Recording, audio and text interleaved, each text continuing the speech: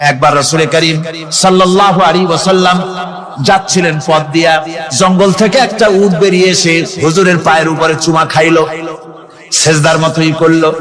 সাহাবায়ে কেরাম বলেন, ইয়া রাসূলুল্লাহ, জঙ্গলি উটের কি খুশকিসমত, হুজুরের পায়ের উপরে চুমা খাইলো, মাথা লাগালো। হুজুর যদি অনুমতি দিতেন আপনারে সেজদা দিয়ে আমরা ধন্য হতাম। নবীজি বলেন, খবরদার, এই পৃথিবীর কোন মানুষকে সেজদা দিতে পারে না। আমি যদি কোন মানুষের জন্য সেজদা করা জায়েজ করতাম, তাহলে দুনিয়ার সমস্ত নারীদের বলতাম স্বামীর সামনে সেজদা দিতে। সেজদা হবে কেবলমাত্র কার? আর কারো হতে পারে না। আমার ভাইয়েরা, মাছে গিলে ফেলেছে, মাছ পানির অথল তলদেশে চলে গেছে, মাছের পেটের ভিতরে জানলা নাই, দরজা নাই। হযরত ইউনূস আলাইহিস সালাম লক্ষ্য করলেন, এখন তো আর বাঁচতে পারবো না, মরা ছাড়া পথ নাই। ইউনূস আলাইহিস সালাম চিৎকার মারলেন, লা ইলাহা ইল্লা আনতা সুবহানাকা ইন্নী কুনতু মিনাজ জালিমিন। পড়েন সবাই, লা ইলাহা ইল্লা আনতা সুবহানাকা ইন্নী কুনতু মিনাজ জালিমিন। লা ইলাহা ইল্লা আনতা, আল্লাহ তুমি ছাড়া কেউ নাই, তুমি ছাড়া কেউ নাই, কোন ইলাহ নাই, মাবুদ নাই। আমি তোমার পবিত্রতা ঘোষণা করছি, তুমি দয়া করে আমাকে বাঁচাও, আমি আমার নিজের উপর জুলুম করেছি। আমার বন্ধুগণ, এত বড় মারাত্মক বিপদের ভিতরে ইউনূস আলাইহিস সালাম যখন চিৎকার মারলেন, পানির ভিতরে বসে, মাছের পেটের ভিতরে বসে, আল্লাহ রাব্বুল আলামিন চুপ করে থাকলেন না, সঙ্গে সঙ্গে রাব্বুল আলামিন জবাব দিয়ে দিলেন, فاستجبنا له ونجيناه من الغم وكذلك ننجي المؤمنين। আমি বললাম, ইউনূস, তুমি বিপদে পড়েছ। তুমি যখন চিৎকার মারলে, তোমার চিৎকারের আওয়াজ দুনিয়ার কেউ শোনে নাই, কোন রাজা বাদশাহ, তোমার আত্মীয় বন্ধু বান্ধব কেউ শোনে নাই। নদীর অতল তলদেশে মাছের পেটের ভিতরে বসে যে চিৎকার তুমি মারলে, পৃথিবীর কেউ শোনে নাই। আমি তোমার আরশের মালিক আল্লাহ রব্বুল আলামিন শুনেছি। শুধু শুনি নাই, জবাবও দিয়া দিলাম। মাছের পেটের ভিতরে বেদনার সৃষ্টি করে দিলাম। মাছ বেড়ে উঠলো নদীর উপরে, ব্যথার চোটে মাছ দেখলো, বমি করা ছাড়া পথ নাই। মাছ দরিয়ার কিনারে গিয়া বমি করে ফালাই দিল ইউনূস আলাইহিস সালামকে। আল্লাহ বলেন, ইউনূস রে বাঁচায় দিলাম। ও পৃথিবীর মুমিনেরা, শুধু ইউনূসকে নয়, পৃথিবীর মুমিন বান্দারা যখন বিপদে পড়বে আর আমার কাছে যদি তারা প্রার্থনা করে, আমার কাছে সাহায্য চাই, ওয়া কাযালিকা নুজিল মুমিনিন, এইভাবে করে আমি মুমিনদেরকেও বিপদ থেকে বাঁচাইয়া দিব। জোরে কান সুবহানাল্লাহ। ওয়াদা কার? ওয়াদা কার? সুতরাং মাসারে নয়, মসজিদে গিয়া কাঁদবেন। কোথায় গিয়া কাঁদবেন? কোথায়? মসজিদে গিয়া কাঁদবেন। আমার বন্ধুগণ, আল্লাহ রাব্বুল আলামিন বলেন, ইয়ানসুরকুমুল্লাহু ফালা গালিবা লাকুম। আল্লাহ যদি তোমাকে সাহায্য করেন, তবে কোন শক্তি তোমাকে তার উপরে জয়ী হতে পারবে না, কেউ তোমাকে তার থেকে ফিরাতে পারবে না। আর যদি আল্লাহ তোমাকে জিল্লতি দেন, যদি তোমাকে আল্লাহ পাক লাঞ্ছিত করেন, তোমাকে কেউ সম্মান দিতে পারবে না। দেখুন, ইব্রাহিম আলাইহিস সালামকে নমরুদ আগুনের মধ্যে ফেলাই দিবে। জিবরাইল বলছেন, ইব্রাহিম আমার কাছে সাহায্য চাও, আমি তোমার বাঁচায় দেব, আগুনটারে নিভায় দিব। কত বড় কথা, আমি বাঁচাই দেব, আমার কাছে বলো না। ইব্রাহিম আলাইহিস সালাম জিবরাইলের কাছে সাহায্য চাইছে, কোন চেয়েছে? হযরত ইব্রাহিম বলেন, জিবরাইল, সাহায্য তোমার কাছে আমি কেন চাইবো? তোমার কাছে সাহায্য চাওয়ার প্রশ্ন ওঠে না, কারণ আমি এমন কোন অন্ধ আল্লাহর ইবাদত করি না যে আল্লাহ তার গোলামের দুঃখ নিজের চোখে না দেখেন। আমি আগুনে পড়ে গেলে, আগুনে জ্বললে পরে আমার আল্লাহ যদি খুশি হন, তাহলে এরকম আগুনে 1000 বার পড়ে জীবন দিতে আমি ইব্রাহিম রাজি আছি। ইব্রাহিম আলাইহিস সালাম আগুনে পড়ে গেলেন। আল্লাহ পাক দেখলেন ইব্রাহিম পাস করছে, কোন ডিভিশন? ফার্স্ট ক্লাস, ফার্স্ট হয়ে গেছে। আগুনের ভিতরে পড়ে গেলেন। আল্লাহ পাক সঙ্গে সঙ্গে আগুনের প্রতি নোটিশ করে দিলেন, ইয়া নারু কুনি বারদাও ওয়া সালামান আলা ইব্রাহিম। আগুন, আমার ইব্রাহিমের জন্য শান্তিদায়ক, ঠান্ডা হয়ে যা। সুবহানাল্লাহ ওয়া বিহামদিহি। এই জন্য আল্লাহ রাসূল বলেছেন, ইযা সালতা ফাসআলিল্লাহ, যদি কিছু চাও কার কাছে চাইবা? কে শিখাচ্ছেন? রাসূল। আল্লাহ রাসূল বলছেন, ইযা সালতা ফাসআলিল্লাহ, যদি কিছু চাও আল্লাহর কাছে চাও। ওয়া ইযা ইসতানতা ফাসতাইন বিল্লাহ, আর যদি কিছু চাইতে চাও, সাহায্য চাও, সাহায্য চাইবা আল্লাহর কাছে। কার কাছে? কোন মাজারে চাইবেন? কোন মাজারে চাইবেন? কোন কবরস্থানে চাইবেন? কারা কারা চাইবেন? হাত উঁচু করে দেখান। আল্লাহ পাক বলেন, আমি নূহকে তার কওমের জন্য অবতীর্ণ করেছি। নূহ আলাইহিস সালাম তার কওমকে ডেকে বলেছেন, হে আমার জাতি, হে আমার সম্প্রদায়, এক আল্লাহ ছাড়া তোমাদের কোনো ইলাহ নাই, তোমাদের কোনো মাবুদ নাই, উপাস্য নাই। এক আল্লাহর গোলামি করো, তার দাসত্ব করো। নূহ আলাইহিস সালাম এই দাওয়াত পেশ করেছে। হুদ আলাইহিস সালাম সম্পর্কে কোরআন বলছে, ওয়া ইলা আদিন আখাহুম হুদা قال يا قوم اعبدوا الله ما لكم من إله غيره। আমি আদ সম্প্রদায়ের কাছে তাদের ভাই হুদকে পাঠালাম, এবং তিনি এসে তার সমাজের কাছে বললেন, ইয়া কওমি, হে আমার জাতি, হে আমার সম্প্রদায়, উবুদুল্লাহ, এক আল্লাহর গোলামি করো, তিনি ছাড়া তোমাদের কোনো ইলাহ নাই, কোনো আইনদাতা নাই, বিধানদাতা নাই, শাসনকর্তা নাই।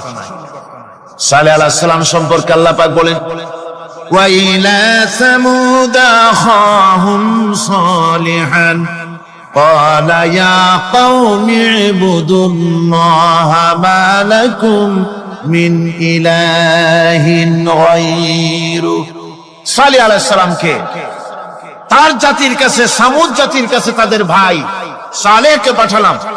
তিনি জাতির কাছে গিয়ে বললেন, হে আমার জাতি, এক আল্লাহর গোলামি করো, তার দাসত্ব করো, তিনি ছাড়া তোমাদের কোনো ইলাহ নাই, আইনদাতা নাই, বিধানদাতা নাই।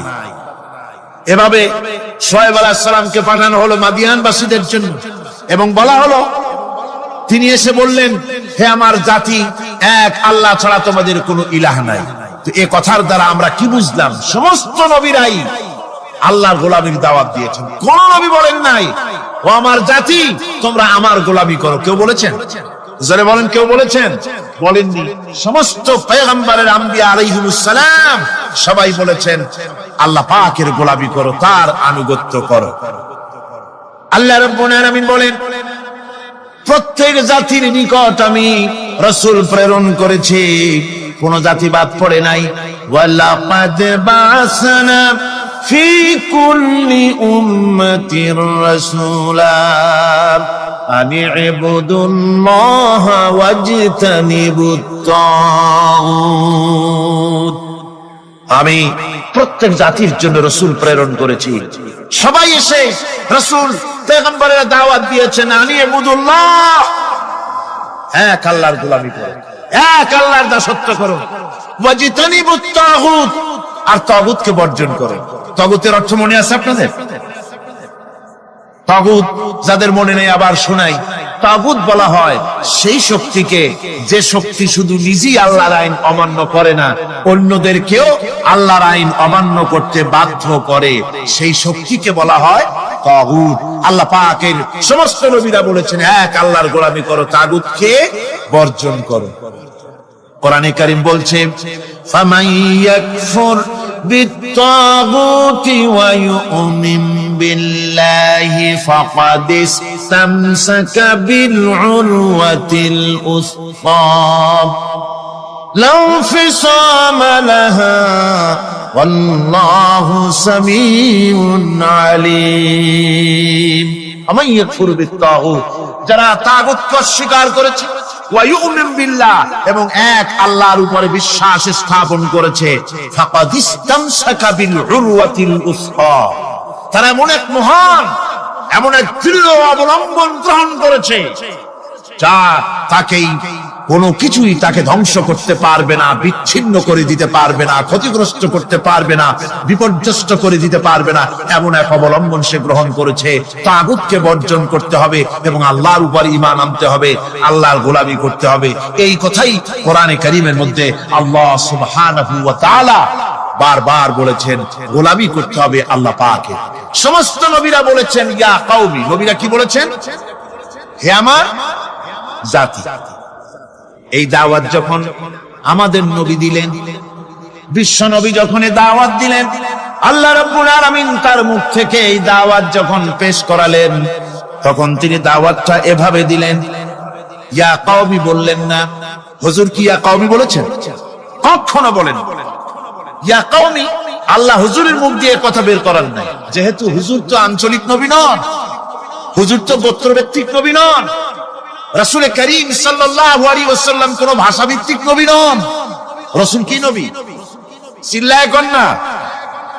আল্লাহ পাক কোরআনে কারীমের মধ্যে বলেছেন, কুল ইয়া আইয়ুহান নাসু ইন্নী রাসূলুল্লাহি ইলাইকুম জামিআ। হে নবী আপনি বলুন, ও মানব সকল, ও পৃথিবীর মানব সকল, আমি আল্লাহর পক্ষ থেকে তোমাদের সকলের জন্য আমি নবী হয়ে এসেছি।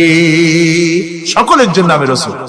যেহেতু বিশ্ব নবী, সেহেতু তার মুখ থেকে আল্লাহ পাক ইয়া কওমি বের করেন নাই, ও আমার জাতি, তা না।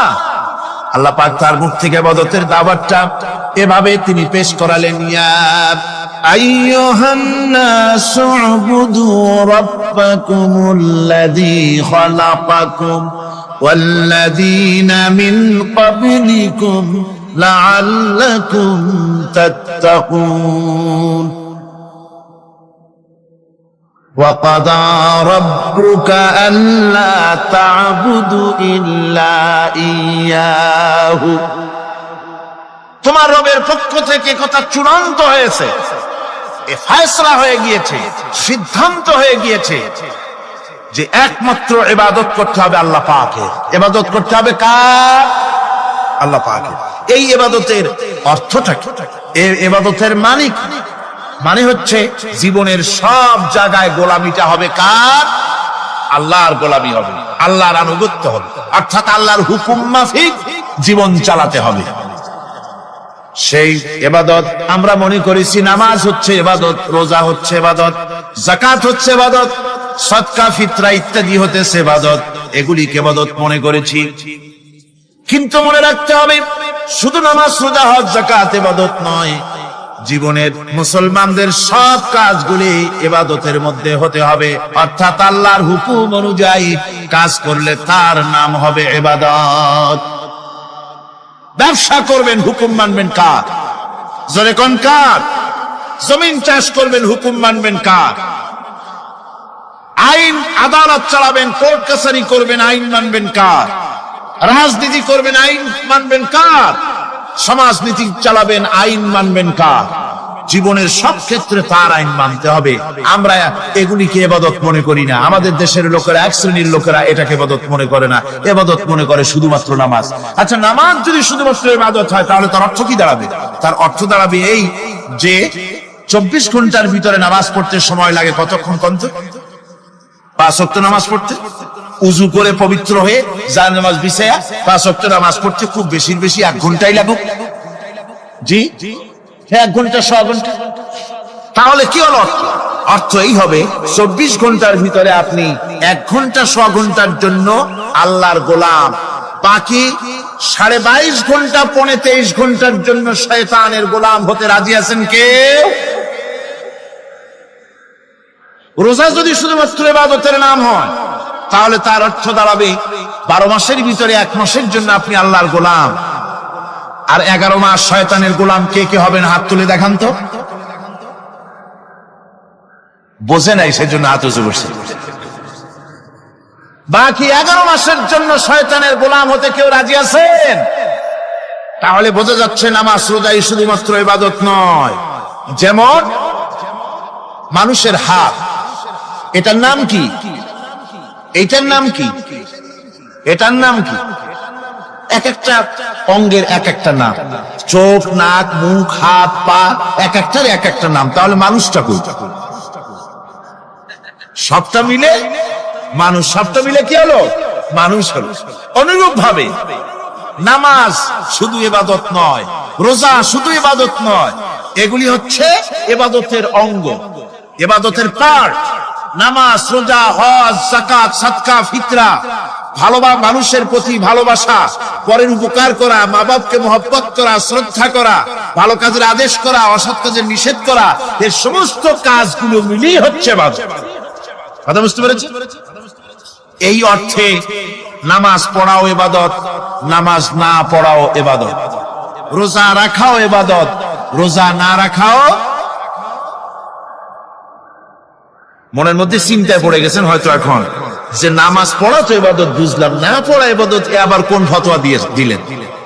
রোজা রাখা ইবাদত আবার না রাখা ইবাদত, এটা কেমন কথা বললেন? চিন্তা আসতে পারে। হ্যাঁ, কথা ঠিকই, নামাজ পড়া ইবাদত, না পড়াও ইবাদত। সর্বক্ষণ আপনি নামাজ পড়েন জায়েজ আছে, কিন্তু 24 ঘন্টার ভিতরে 3টা সময় নামাজ পড়া হারাম। কোন কোন সময়? ঠিক সূর্য উদয় হওয়ার সময়, ঠিক সূর্য মাথার উপরে থাকার সময়, আর ঠিক অস্তগামী হওয়ার সময়। এই 3 সময় নামাজ পড়া সম্পূর্ণ নিষিদ্ধ। এই 3 সময় নামাজ না পড়াটাই ইবাদত। আল্লাহর হুকুম মানতেছেন, নিষেধ করা হয়েছে নামাজ পড়ো না, পড়বেন না।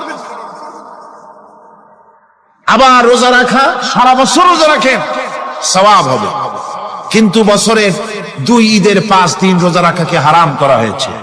এই সময় রোজা না রাখাটাই, তাহলে কি বোঝা গেল? বোঝা গেল এই জীবনের সমস্ত কাজগুলি আল্লাহর হুকুম মাফিক হওয়ার নামই।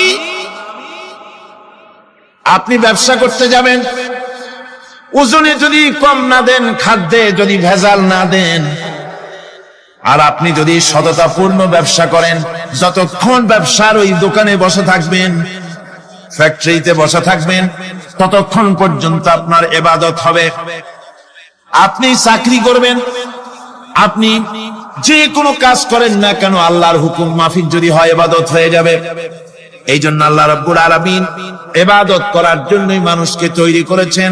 মানুষের কাজ হলো আল্লাহর গোলামি করা, আল্লাহর হুকুম পালন করা। এই হুকুম পালন করতে গিয়ে আল্লাহ পাক হুকুম পালনের জন্য বলছেন, ওয়া'বুদুল্লাহা ওয়া লা তুশরিকু বিহি শাইআ। ওয়া'বুদুল্লাহ, আল্লাহর ইবাদত করো, আল্লাহর গোলামি করো, আর তার সাথে কোনো শরীক স্থাপন করো না। পৃথিবীর মধ্যে আমরা তো সুখ শান্তি চাই, দুনিয়ায় 2 মুঠো খেতে চাই। 2 মুঠো যদি খেতে চাই, পড়তে চাই, পৃথিবীর মধ্যে যদি শান্তিতে থাকতে চাই, তাহলে ইবাদত করা লাগবে। ইবাদত করলেই খাবার পাওয়া যাবে। ইবাদত করলে কি পাওয়া যাবে? খাবার পাওয়া যাবে।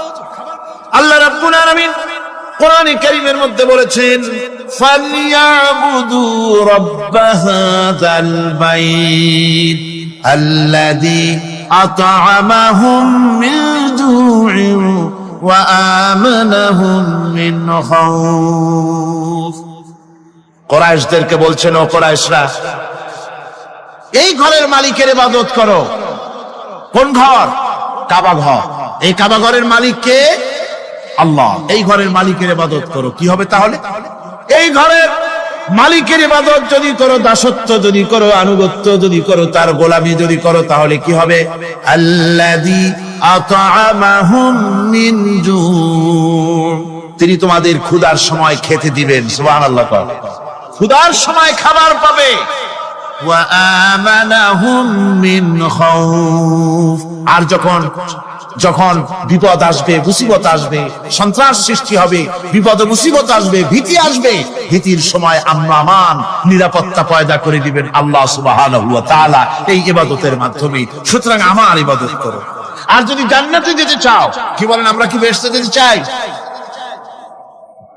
আর যারা কথা কইলেন না, আমরা কি জান্নাতে যেতে চাই? অবশ্যই আল্লাহর জান্নাতে যেতে চাই। আল্লাহ পাক বলেন, আমার জান্নাতে যদি যেতে চাও, তাহলে ইবাদত করা ছাড়া পথ নাই। ফাদখুলি ফি ইবাদি ওয়াদখুলি জান্নাতি। আমার বান্দার মধ্যে শামিল হও, আমার গোলামির মধ্যে শামিল হও, আমার ইবাদত করো জীবনের সকল ক্ষেত্রে, আমার গোলামির মধ্যে শামিল হও, আমার জান্নাতে চলে যাও। সুবহানাল্লাহ। আমার গোলাম হওয়া ছাড়া, আমার গোলামি করা ছাড়া জান্নাত পাওয়া যাবে না। আমার বন্ধুগণ, এবার আল্লাহ রাব্বুল আলামিন বলছেন, যদি আমার সঙ্গে দেখা করতে চাও, আল্লাহর সঙ্গে যদি কোনো বান্দা দেখা করতে চায়, আমরা আল্লাহরে দেখতে চাই কিনা, চাই কিনা আল্লাহকে দেখতে? আল্লাহ পাক বলছেন, আমারে যদি দেখতে চাও, ফামান কানা ইয়ারজু লিকা রাব্বিহি ফালইআমাল আমালান সালিহান ওয়ালা ইউশরিক বিইবাদাতি রাব্বিহি আহাদা। আমার সঙ্গে যদি দেখা করতে চাও, তোমাদের মধ্য থেকে কেউ যদি আমার সাথে দেখা করতে চায়, সে যেন ভালো কাজ করে, ভালো আমল করে, আর আমার ইবাদতের সঙ্গে কাউকে যেন শরীক না বানায়, তাহলেই আমার সঙ্গে কিয়ামতে দেখা হয়ে যাবে। জোরে বলেন সুবহানাল্লাহ। আল্লাহর সঙ্গে দেখা করতে হলে তার ইবাদত করতে হবে, গোলামি করতে হবে, এবং কাউকে শরীক স্থাপন করা যাবে না। এই গোলামি করতে হবে, ইবাদত করতে হবে কতদিন? আল্লাহ রাব্বুল আলামিন বলছেন, ওয়া'বুদ রাব্বাকা হাত্তা ইয়াতিয়াকাল ইয়াকিন। ইবাদত করো, গোলামি করো, যতক্ষণ পর্যন্ত নিশ্চিত সেই সময়টি এসে না যায়, তার মানে মৃত্যু পর্যন্ত আমার গোলামি করতে থাকো। মৃত্যু পর্যন্ত গোলামি হবে কার? আল্লাহ সুবহানাহু ওয়া তাআলা। সেই আল্লাহ পাকের গোলামি জীবনের সকল ক্ষেত্রে করতে হবে, মৃত্যু পর্যন্ত সব ক্ষেত্রে গোলামি হবে আল্লাহ। আল্লাহর গোলামি হচ্ছে আল্লাহ যা নিষেধ করেছেন তার থেকে ফিরতে হবে, আর যা আদেশ করেছেন সেগুলি মানতে হবে। যারা নিজেদের সৃষ্টির উদ্দেশ্য বোঝে না, আল্লাহর সামনে মাথা নত করার পরিবর্তে অহমিকতা করে, অহংকার করে, আল্লাহর সামনে মাথা নত করে না, ইবাদত করে না আল্লাহ, তাদের সম্পর্কে আল্লাহ রাব্বুল আলামিন বলছেন, ইন্নাল্লাযীনা ইস্তাকবিরুনা আন ইবাদাতি সায়াদখুলুনা জাহান্নামা দাখিরিন। যারা আমি আল্লাহর সঙ্গে অহংকার করে, আমার ইবাদত করে না, আমার গোলামি করে না, আমার সামনে মাথা নত করে না, অহংকার অহমিকতা করে যারা জীবন চালায়, আমি কিয়ামতের দিন তাদেরকে লাঞ্ছিত করব আর জাহান্নামে পাঠাবো।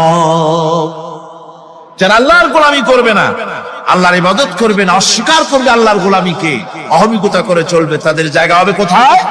জাহান্নামের মধ্যে। সুতরাং মানুষের মর্যাদা বাড়ে আল্লাহর গোলামিতে। মর্যাদা বাড়ে কিসে? আল্লাহর গোলামিতে। গোলামি করলেই মর্যাদা বাড়বে। এই জন্য আল্লাহ পাক কোরআনের মধ্যে, কোরআনে কারীমের মধ্যে সবচাইতে মাহবুব আল্লাহ পাকের মাহবুব বান্দাদের কথা যখন বলেছেন, তখন নাম নেন নাই, আব্দুন শব্দ ব্যবহার করেছেন, গোলাম বলেছেন, বান্দা বলেছেন। আমার বান্দা, বান্দা হচ্ছে মানুষের জন্য সবচাইতে বড় ডিগ্রি আল্লাহর পক্ষ থেকে। আলিম, ওলামা, পীর, বুজুর্গ, সাহাবী, পেগম্বর, নবী, রাসূল, সবচাইতে বড় খিতাব হচ্ছে আব্দ, আল্লাহর গোলাম হওয়া। আল্লাহর প্রিয় ডাক হচ্ছে আব্দ। মানুষকে আল্লাহ যাকে সবচেয়ে বেশি ভালোবাসেন, যাদেরকে বেশি ভালোবাসেন, তাদেরকে আব্দ বলেছেন। কি বলেছেন বলুন? আব্দ, বান্দা। আল্লাহ পাক এই পৃথিবীতে সবচাইতে বেশি ভালোবেসেছেন কাকে? মুহাম্মদুর রাসূলুল্লাহ সাল্লাল্লাহু আলাইহি ওয়াসাল্লাম। তাকে আল্লাহ পাক সবচাইতে বেশি ভালোবাসেন। এবার দেখুন আল্লাহ রাব্বুল আলামিন তার হাবিবকে কি নাম দিয়ে ডাকতেছেন? নাম নেন নাই, নবী এবং রাসূলও বলেন নাই। কোরআনে কারীমের ভিতরে রব্বুল আলামিন তার হাবিবকে আব্দ করলেন। যেমন দেখুন, ইন কুনতুম ফি রাইবিন মিম্মা নাযালনা আলা আবদিনা। আমি যে কিতাব নাজিল করেছি আমার বান্দার উপরে, তোমাদের যদি সন্দেহ হয়, এই যে বান্দা আমার আব্দের উপরে নাজিল করেছি, এই আব্দকে মুহাম্মদুর রাসূলুল্লাহ সাল্লাল্লাহু আলাইহি ওয়াসাল্লাম আব্দ, অর্থাৎ সবচেয়ে প্রিয় ডাক হচ্ছে আল্লাহর পক্ষ থেকে বান্দার জন্য আব্দ। স্নেহপূর্ণ ডাক, স্নেহপূর্ণ ডাক, মহব্বতপূর্ণ ডাক। অন্য আয়াতে আমরা দেখতে পাই তাবারাকাল্লাযী নাযালাল ফুরকানা আলা আবদিহি লিয়াকুনা লিল আলামিনা নাযীরা। অতীব বরকতপূর্ণ সেই মহান সত্তা যিনি তার বান্দার উপরে ফুরকান নাজিল করেছেন। হুজুরের নাম নেন নাই, রাসূল বলেন নাই, বলেছেন আপ। কি বলেছেন? আপ, আমার বান্দা। এরপরে আল্লাহ রাব্বুল আলামিন অন্য আয়াতে বলেছেন সুবহানাল্লাযী আসরা বিআবদিহি লাইলাম মিনাল মাসজিদিল হারামি ইলাল মাসজিদিল আকসা। সমস্ত দুর্বলতা অক্ষমতা থেকে মুক্ত সেই মহান সত্তা যিনি তার বান্দাকে রাতের একটি অংশে ইসরা করিয়েছিলেন। এখানে আপ বলে আল্লাহ পাক বুঝিয়েছেন কার কথা? কার কথা বুঝালেন? রাসূল করিম সাল্লাল্লাহু আলাইহি ওয়াসাল্লামের কথা, তার কথাই বুঝালেন। তিনি হচ্ছেন আপ। সুতরাং আবদিয়ত, গোলামি, আল্লাহর গোলামি হলো জীবনের সবচেয়ে বড় কথা। আল্লাহর গোলাম হওয়ার চাইতে বড় আর কিছু নাই পৃথিবীতে। আমরা হচ্ছি আল্লাহর গোলাম। যারা বলেন আমরা কি? আমরা যে গোলাম, সে কথা বলতে মনে হয় কারো কারো একটু লজ্জা লাগে যে আমি চৌধুরী মানুষ বা অমুক একটা লোক, অমুক একজন সম্মানী লোক, গোলাম আমি, এটা বলা কি লজ্জার কথা। এরকম একটু মনে মনে কোনো অসুবিধা কারো হয় নাকি? জোরে কোন তো আমরা কি? কার গোলাম? সুবহানাল্লাহ, আল্লাহর গোলাম। আমরা এমন মহান সত্তার গোলাম, মহান সত্তার বান্দা, যার সমকক্ষ এই পৃথিবীতে কেউ নাই, আকাশেও কেউ নেই। প্রচন্ড ক্ষমতার মালিক এমন এক মহান সত্তার গোলাম আমরা। সুতরাং গোলামিটা করতে হবে সব ক্ষেত্রে। গোলামিটা হচ্ছে না আমাদের গোলামি হচ্ছে না। আমাদের জমিনে আমরা জমিন চাষ করি, আল্লাহর গোলামি সেখানে করি না। জমিন চাষ করতে গিয়ে, লাঙ্গল দিয়ে চাষ করতে গিয়ে পরের জমিনের আইল ঠেলে না, এমন এলাকা খুব কম আছে। অবশ্য চট্টগ্রামের কথা ভিন্ন, এখানে ঠেলাঠেলি করে না। ওই কাফেরেরা, তোমরা যারা পরকালকে অস্বীকার করো, তোমাদেরকে উঠাইতে পারবো না যারা তোমরা বলছো, তোমাদেরকে সৃষ্টি করা কঠিন না ওই বিশাল আকাশটাকে সৃষ্টি করা কঠিন? ওই বিশাল আকাশটাই তো আমি আল্লাহ সৃষ্টি করেছি। জোরে কোন সুবহানাল্লাহ। তত বড় আকাশটারে যিনি বানাইতে পারলেন, সে কথা বুঝি তোমাকে তৈরি করতে পারবে না? আল্লাহ পাক বলছেন ফানজুর ইলা আসারি রাহমাতিল্লাহি কাইফা ইউহিল আরদা বাদা মাউতিহা। লক্ষ্য করে দেখো এই পৃথিবীর মাটিকে আল্লাহ কিভাবে জিন্দা করেন। মুর্দা মাটি, এই মাটি চৈত্র বৈশাখ মাসে প্রখর রোদে মাটি ফেটে চৌচির হয়ে যায়। এই ফেটে যাওয়া চৌচির মাটিতে আল্লাহ পাক বৃষ্টির পানি দিয়ে এই মাটিকে, এই মৃত্যু মাটিকে আল্লাহ পাক যেভাবে জিন্দা করেন, ইন্না যালিকা লামুহিল মাউতা ওয়া হুয়া আলা কুল্লি শাইইন কাদির। সে আল্লাহ পাক তোমরা মরলে পরে আবার এভাবে জিন্দা করতে পারবেন। জোরে কোন সুবহানাল্লাহ। আমার ভাইয়েরা, আল্লাহ পাকের পরে বলেন দেখো মৃত্যু জমিনকে কেমনে জিন্দা করি। আল্লাহুল্লাযী আরসালার রিয়াহা ফাতুসিরু সাহাবা ফাসুকনাহু ইলা বালাদিন মাইতিন ফাআহইয়ানা বিহিল আরদা বা'দা মাউতিহা কাযালিকান নুশুর। আমি আল্লাহ রাব্বুল আলামিন ওই সমুদ্রের নোনা পানিগুলোকে, সমুদ্রের লবণাক্ত পানিগুলিকে বাষ্পীয় আকারে উত্থিত করে মেঘমালায় পরিণত করি, আর এরপরে বাতাসকে হুকুম করি, বাতাস এই মেঘটারে টেনে নিয়ে যাও অমুক জায়গায়। মেঘ চলে এলো, আল্লাহ রাব্বুল আলামিন বলেন মেঘ এবার বিন্দু বিন্দু করে বৃষ্টি বর্ষণ করে দে। আমার হুকুমে ওই পানিগুলি বৃষ্টি হয়ে বিন্দু বিন্দু হয়ে জমিনে পতিত হয়।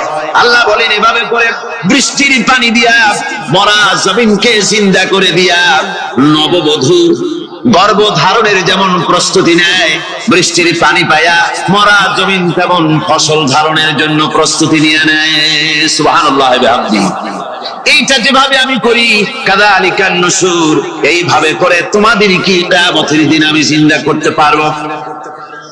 কেমনে অস্বীকার করো? কাইফা তাকফুরুনা বিল্লাহি ওয়া কুনতুম আমওয়াতান ফাহইয়াকুম সুম্মা ইউমীতুকুম সুম্মা ইলাইহি তুরজাউন। কি করে তুমি আমি আল্লাহকে অস্বীকার করো? কুনতুম আমওয়াতান, তুমি ছিলে নিষ্প্রাণ, ফাহইয়াকুম, এরপরে আমি তোমাকে জিন্দা করলাম, সুম্মা ইউমীতুকুম, এরপরে তোমাকে আমি মৃত্যু করব, সুম্মা ইউহয়িকুম, এরপরে তোমাদেরকে আবার আমি জিন্দা করব, সুম্মা ইলাইহি তুরজাউন, এরপরে তোমাদের সকলকেই আমার কাছে ফিরে আসতে হবে। দেখেন না, আমরা যখন মানুষকে কবরে রাখি, কবরে রেখে তারপরে উপরে মাটি দিয়ে কি বলেন আপনারা? মিনহা খালাকনাকুম, পড়েন মিনহা খালাকনাকুম ওয়া ফিহা নুঈদুকুম ওয়া মিনহা নুখরিজুকুম তারাতান উখরা। এ বান্দা, এই মাটি দিয়া তোরে তৈরি করা হয়েছিল, এই মাটির ভিতরে রেখে গেলাম, আবার এই মাটি থেকে আল্লাহ রাব্বুল আলামিন তোমারে জিন্দা করবেন। কিয়ামতের ময়দানে সকলকে উঠতে হবে, সেখানে আল্লাহর দরবারে। আল্লাহ পাক বলছেন, বান্দা কেমনে অস্বীকার করো? ইন কুনতুম ফি রাইবিন মিনাল বা'স ফাইন্না খালাকনাকুম মিন তুরাব। পরকালকে যারা অস্বীকার করো, কিয়ামতে উঠতে হবে, এটাকে কিভাবে অস্বীকার করো? চিন্তা করে দেখো, তুমি নিষ্প্রাণ মাটি ছিলে, সেই মাটি দিয়েই আমি তোমাকে তৈরি করেছি। আবার আল্লাহ পাক মানুষকে আরো বুঝান, কিয়ামত আছে, পরকাল হবে, আল্লাহর দরবারে উঠতে হবে। আলাম ইয়াকুনু ফাতাম মিন মানিজ্জিয়ুনা, তুমি কি মাতৃগর্ভে নিক্ষিপ্ত এক ফোঁটা পানি ছিলে না?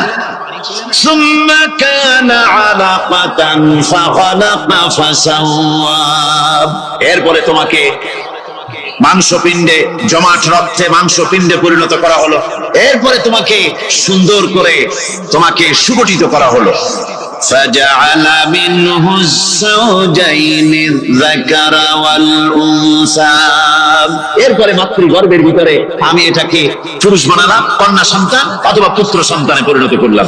এইটা যে পেরেছে, যিনি পেরেছেন, আলাইসা যালিকা বিকাদিরিন আলা আইয়ুহিয়াল মাউতা, সে আল্লাহর পক্ষে কি সম্ভব নয় যে তোমার মৃত্যুর পরে তিনি আবার জিন্দা করতে পারবেন? কি বলবেন, কি বলেন, সম্ভব না?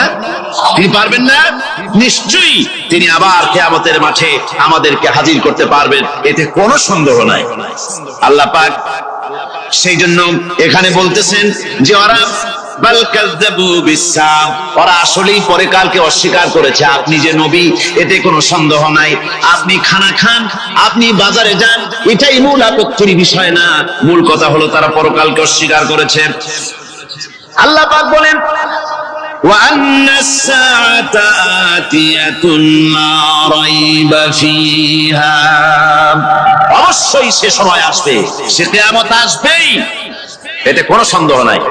ওয়া আন্নাল্লাহা ইয়াবআসু মান ফিল কুবুর, আর আল্লাহ পাক তিনি কবরের মধ্যে অন্তর্হিত যা কিছু আছে সবাইকে কিয়ামতের দিন আল্লাহ পাক ময়দানে উঠাবেন। কিয়ামতে আল্লাহর দরবারে সকলকে হাজির হতে হবে।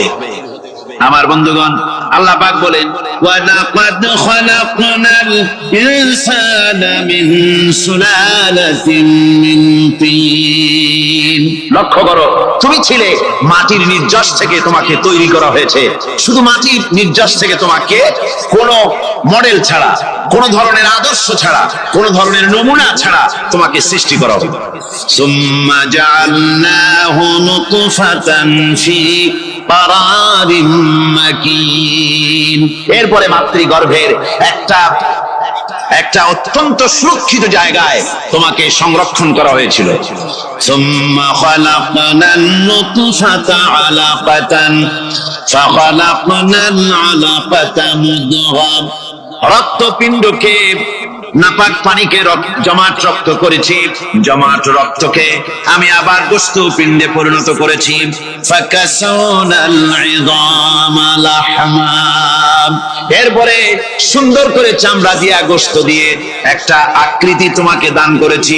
সুম্মা আনশানাহু খালকান আখারা ফাতাবারাকাল্লাহু আহসানুল খালিকিন। এরপরে সুন্দর একটা বিশেষ একটা আকৃতি দিয়ে তোমাকে আমি সুন্দর করে সুগঠিত করে তোমাকে তৈরি করেছি। সুম্মা ইন্নাকুম বা'দা যালিকা লামাইতুন। এরপরে আমি আল্লাহ রাব্বুল আলামিন তোমাকে মৃত্যু দেব, অবশ্যই তোমাকে মৃত্যুবরণ করতে হবে। সুম্মা ইন্নাকুম ইয়াওমাল কিয়ামাতি তুবআতুন। এরপরে কিয়ামতের দিন আসবে, ওই বিশেষ মুহূর্ত আসবে, সেই নির্দিষ্ট সময় আসবে, ওই কিয়ামতের মাঠে আল্লাহর দরবারে তোমাদের সকলকে উঠতে হবে, কোনো সন্দেহ তাতে নাই। আল্লাহ পাক বলছেন وَأَعْتَدْنَا لِمَنْ كَذَّبَ بِالسَّاعَةِ سَعِيرًا। আমার এই পরকালকে, এই আখিরাতকে, কিয়ামতের দিনকে যারা অস্বীকার করবে, যারা মিথ্যা মনে করবে, আমি তাদেরকে জ্বলন্ত আগুনের শাস্তি তাদের জন্য রেখেছি। জোরে বলেন নাউজুবিল্লাহ। সেই কিয়ামত যে দিনটা আল্লাহ পাক মানুষের জন্য রেখেছেন, সেই কিয়ামতের অবস্থা বড়ই মারাত্মক। মানুষেরা তা জানে না। মানুষ যদি তা বুঝতে পারতো, জানতে পারতো, তাহলে মানুষেরা গুনাহের কাজ করতে পারতো না। আপনারা কি চিন্তা করেন, ওই যে কাফেরগুলি মক্কার জীবনে, রাসূল পাক সাল্লাল্লাহু আলাইহি ওয়াসাল্লামের মক্কি জিন্দেগিতে যে সমস্ত মানুষগুলি চুরি করতো, ডাকাতি করতো, জিনা করতো, বদমাশি করতো, মানুষ হত্যা করতো, এই লোকগুলি ফিরে আসতো কিসের কারণে? তাদেরকে আখিরাতের কথা বলা হয়েছে, এই পরকালের কথা বলা হয়েছে। কোরআন শরীফে আল্লাহ রাব্বুল আলামিন পরকালের কথা, মৃত্যুর কথা, কিয়ামতের কথা, হাসরের কথা, সিরাতের কথা, মিজানের কথা, মওতের কথা যত বলেছেন, জান্নাতের কথা যত জায়গায় যতগুলা বলেছেন, সবগুলি আয়াতে কারিমা যদি এক জায়গায় করা যায়, তাহলে পুরা কোরআন শরীফের 1/3 10 পারার সমান হবে। জোরে বলেন সুবহানাল্লাহ। যেহেতু পরকালের চিন্তা ছাড়া মানুষের জীবন পরিচ্ছন্ন হতে পারে না, সুন্দর হতে পারে না, অপরাধ মুক্ত হতে পারে না। আল্লাহ পাক বলেন সেই দিনটি বড়ই ভয়ানক, বিপজ্জনক। ওই দিনটির ব্যাপারে আল্লাহ পাক তার বান্দাদেরকে সতর্ক করে দিয়েছেন, বান্দারা সতর্ক হয়ে যাও, এইভাবে দিন যাবে না, কিয়ামত আসবে। আর ওই কিয়ামত এত মারাত্মক হবে, আল্লাহ সতর্ক করছেন বান্দাদেরকে। ইয়া আইয়ুহান নাসুত্তাকু রাব্বাকুম ইন্না সালসালাতাস সাআতি শাইউন আযীম। হে মানব সকল, আত্মরক্ষা করো খোদার গজব থেকে, আল্লাহর গজব থেকে আত্মরক্ষা করো। ইন্না সালসালাতাস সাআতি শাইউন আযীম। সেই কিয়ামতের সেই কম্পন খুবই মারাত্মক, খুবই ভয়াবহ কম্পন সৃষ্টি হবে সেদিন। ইয়াউমা তারাউনাহা তাযহালু কুল্লু মুরদিআতিন আম্মা আরদাআত। সেদিন দেখতে পাবে স্তন্যদায়িনী মা, যে মা তার সন্তানকে দুধ দেয়, ওই মাও তার দুধের বাচ্চার কথা ভুলে যাবে, মনে থাকবে না। আল্লাহ রাব্বুল আলামিন বলেন ওয়াতাদাউ কুল্লু যাতিন হামলিন হামলাহা। গর্ভধারিণী মেয়ে লোক, তাদের গর্ভ খসে পড়বে। ওয়াতারান নাসা সুকারা। মানুষকে মানুষ দেখতে পাবে, মানুষগুলো উদ্ভ্রান্ত হয়ে পাগলের মতো ছুটাছুটি করছে। আল্লাহ বলেন ওয়া মা হুম বিসুকারা। আসলে এরা নেশাগ্রস্ত নয়, আসলে পাগল হয় নাই। ছুটছে কেন? কেন? স্তন্যদায়িনী মা দুধের বাচ্চার কথা ভুলে গেছে। গর্ভধারিণী গর্ভবতী নারী, তার গর্ভ খসে পড়েছে, মানুষ পাগলের মতো দৌড়াচ্ছে। কারণ কি? পাগল তো হয় নাই। আল্লাহ বলেন আসল কারণ হলো ওয়ালাকিন্না আযাবাল্লাহি শাদীদ। আল্লাহর ভয়ঙ্কর আযাব। আর এই সব দৃশ্য, এই সব কম্পন মানুষের মধ্যে ত্রাস সৃষ্টি করে দিয়েছে, এই অবস্থার সৃষ্টি করেছে। আমার ভাইয়েরা, আল্লাহ পাক বলেন ওয়া আনযিরহুম ইয়াওমাল আজিফাতি ইযিল কুলুবু নাদাল হানাজির কাযিমিন। ও নবী, মানুষদেরকে আপনি সতর্ক করেন, ওই দিনটা এমন হবে ভয়ের চোটে মানুষের কলিজা তার মুখের কাছে চলে আসবে। মানুষ ভয়তে অস্থির হয়ে যাবে, কলিজা গলার কাছে চলে আসবে। সেই দিনের কথা তাদের শোনায় দেন। ওই দিনটা এমন মারাত্মক দিন। فكيف تتقون إن كفرتم يوما يجعل الولدان شيبا। সেদিন ভয়ে চিন্তায় যুবক ছেলে বৃদ্ধে পরিণত হয়ে যাবে, কিশোরগুলি তরুণগুলি বৃদ্ধে পরিণত হয়ে যাবে। আমার বন্ধুগণ, মানুষ সেদিন দিকবিদিক হয়ে দৌড়াতে থাকবে, পালাবো কোথায়? আল্লাহ কোরআন শরীফে সব কথা বলে দিয়েছেন। ইয়াকুলুল ইনসানু আইনাল মাফার, কোথায় ভাগবো, পালাবো কোথায়? অস্থির হয়ে মানুষ দৌড়াতে থাকবে, পালাবো কোথায়, যাব কোথায়? আল্লাহ বলেন কাল্লা লা ওয়াজারা ইলা রাব্বিকা ইয়াউমাইযিনিল মুস্তাকার। ভাববার কোন রাস্তা নাই, পালাবার কোন পথ নাই, একমাত্র তোমার রব ছাড়া, আল্লাহর দরবার ছাড়া পালানোর কোন রাস্তা আজার নাই। আমার বন্ধুগণ, এই কঠিন সময়, এই কঠিন দিনে, পরকালের এই দিনে, কিয়ামতের এই মারাত্মক অবস্থায় সকলকে উঠতে হবে। আল্লাহ পাক বলেন, এরপরে কিয়ামত অনুষ্ঠিত হয়ে যাবে। সূরা ফুরকানে আল্লাহ বলছেন, ইযা রাআতুহুম মিন মাকানিন বাঈদিন সামিউ লাহা তাগায়ুযান ওয়া যাফীরা। যখন তাদেরকে জাহান্নাম দেখতে পাবে, অর্থাৎ জাহান্নামের, যখন তারা জাহান্নামের দিকে অগ্রসর হবে,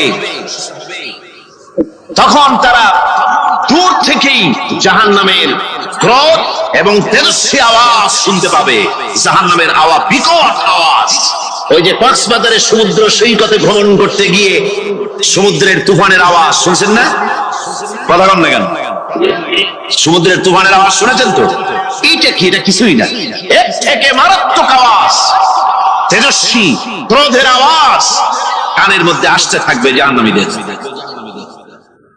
আল্লাহ রাব্বুল আলামিন বলেন, وَإِذَا أُلْقُوا مِنْهَا مَكَانًا ضَيِّقًا مُقَرَّنِينَ دَعَوْا هُنَالِكَ ثُبُورًا। যখন তাদেরকে হাত পা বেঁধে এই জাহান্নামের কোন সংকীর্ণ জায়গায় ফেলে দেওয়া হবে, তখন দাও হুনালিকা সুবুরা, তারা তখন নিজেদের ধ্বংস এবং মৃত্যু কামনা করবে। আল্লাহ বলেন, লা তাদউল ইয়াওমা সুবুরান ওয়াহিদান ওয়াদউ সুবুরান কাসীরা। আজকে এক মৃত্যু দেখো না, অসংখ্য মউত ডাকো। আজকে মউত আর তোমাদের আসবে না, অসংখ্যবার ডাকলেও মউত তোমাদের আসবে না। এই যে জাহান্নাম, যে জাহান্নামের দিকে তাদের নিয়ে যাওয়া হবে, আল্লাহকে অস্বীকার করলে, নবীকে অস্বীকার করলে, ইসলামকে অস্বীকার করলে, আল্লাহর নবীর নবুয়তকে অস্বীকার করলে তাদের জায়গা হবে জাহান্নাম। আর সে জাহান্নাম এত মারাত্মক, এত কঠিন জায়গা, যে জায়গা সম্পর্কে আল্লাহ পাক বলছেন, ইন্নাহু মান ইয়াতি রাব্বাহু মুজরিমান ফাইন্না লাহু জাহান্নামা লা ইয়ামুতু ফিহা ওয়া লা ইয়াহইয়া। অপরাধী হয়ে যে লোক আল্লাহর দরবারে উপস্থিত হবে, তার জন্য জাহান্নাম হবে, জাহান্নামে আল্লাহ দিবেন। আর ওই জাহান্নামে যখন লোকটা পড়ে যাবে, জাহান্নামের অবস্থা এমন হবে, লা ইয়ামুতু ফিহা ওয়া লা ইয়াহইয়া, সে বাঁচবেও না, মরবেও না, জীবন মৃত্যু একটা অবস্থা সৃষ্টি হবে। ওই জাহান্নামে নারুল্লাহিল মুকাদ্দাতুল্লাতী তাত্তালিউ আলাল আফইদা। জাহান্নামের প্রচন্ড আওয়াজ, এই আগুন উৎক্ষিপ্ত হয়ে তাদের কলিজা পর্যন্ত, অন্তর পর্যন্ত স্পর্শ করবে এই আগুনের তাপ।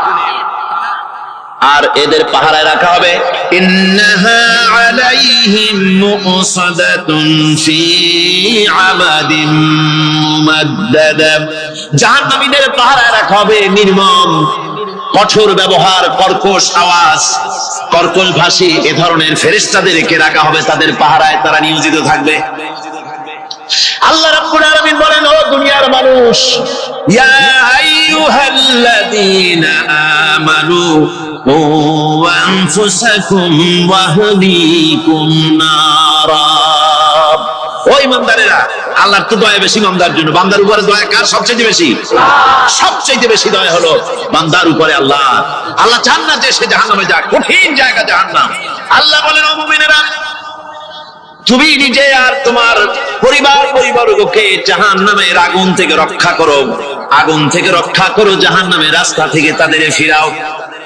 ওই জাহান্নাম, যেই জাহান্নামের ইন্ধন হবে মানুষ আর পাথর।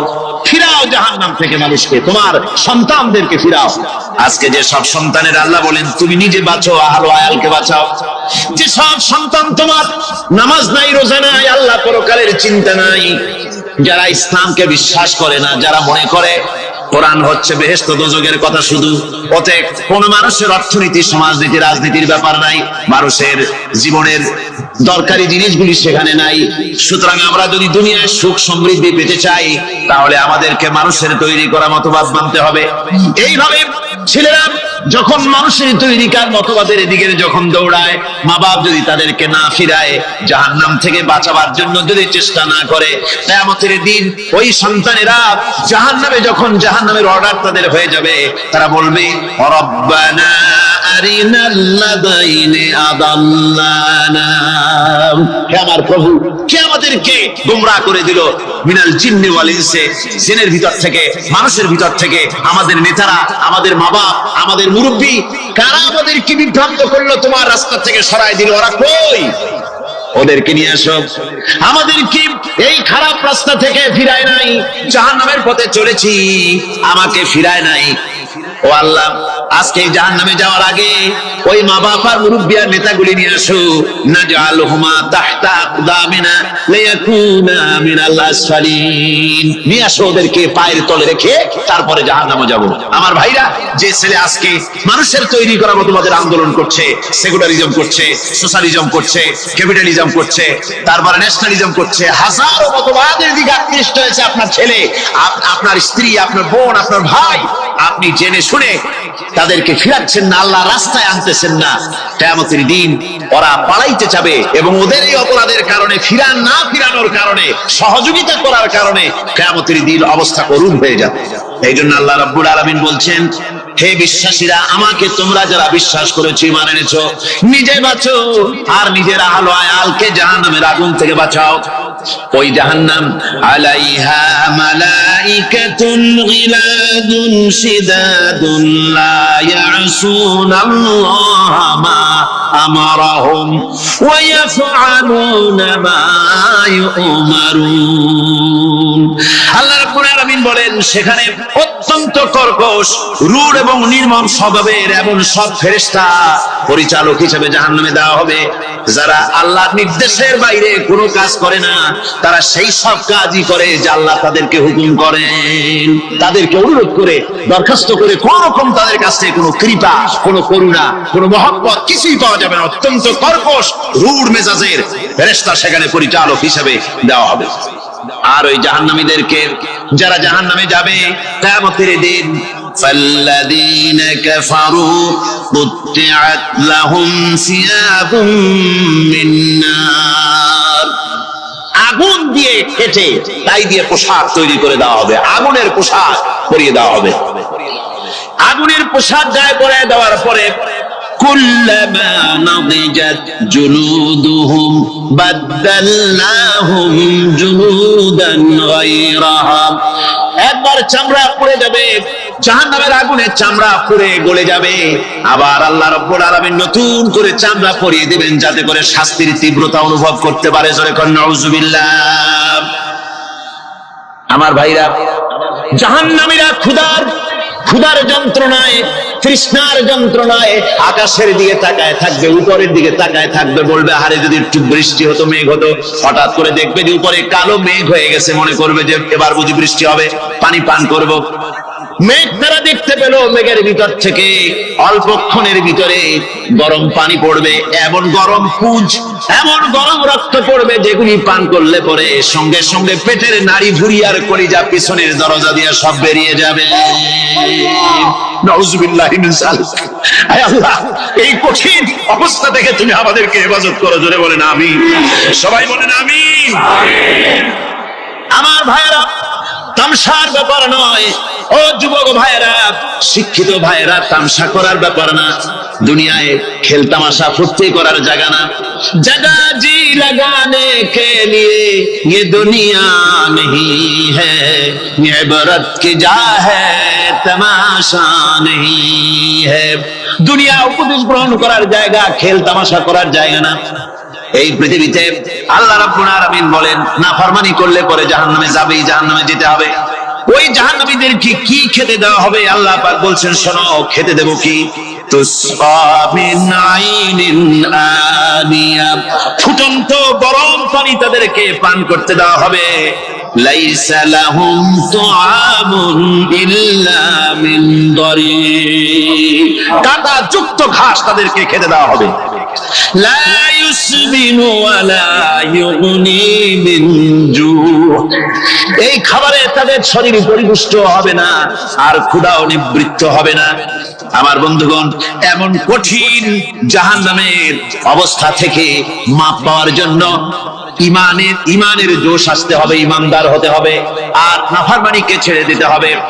জাহান্নামে যখন মানুষদেরকে নিয়ে যাওয়া হবে, জাহান্নামীদেরকে, ইযা উলকু ফিহা সামিউ লাহা শাহীকান ওয়া হিয়া তাফুর, যখনই খোদাদ্রোহীদেরকে জাহান্নামের দিকে নিয়ে যাওয়া হবে, আজ তো খুব মাতবাড়ি, কত ভক্ত আছে, তারপরে কত শক্তি, কত কিছু, কিন্তু আল্লাহর দরবারে যখন হাজির হবে, কোন শক্তি তখন কাজে লাগবে না, কোন শক্তি কাজে লাগবে না।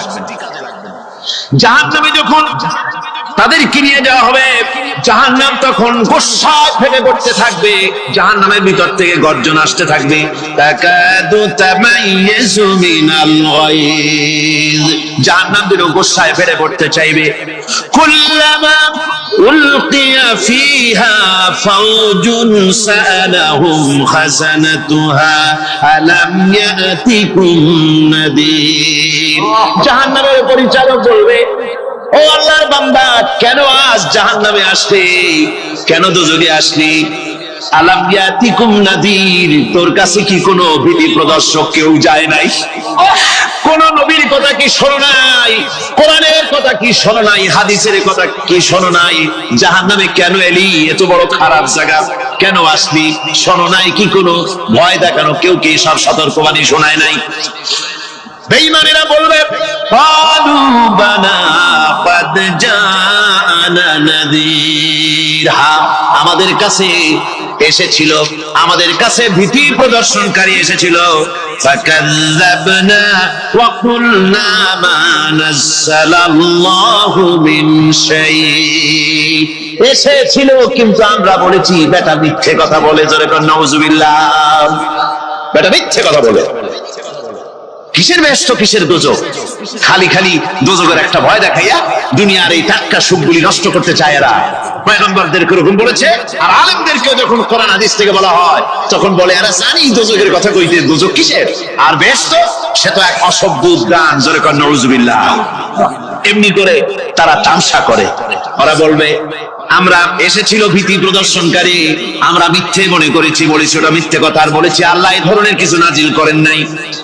জাহান্নামীরা বলবে, ওয়াকালু লাউ কুন্না নাসমাউ আও নাকিলু মা কুন্না ফি আসহাবিস সাঈর, আরে লাউ কুন্না নাসমাউ, তার মানে হলো যদি আমরা শুনতাম, অর্থাৎ মানতাম, যদি নবীর কথা মানতাম, কোরআনের কথা যদি মানতাম, আর যদি ভালো করে বুঝতাম, মা কুন্না ফি আসহাবিস সাঈর, তাহলে আজকে এই জাহান্নামের কঠিন শাস্তি আমাদের লাভ পেতে হতো না, জাহান্নাম থেকে বেঁচে যেতে পারতাম।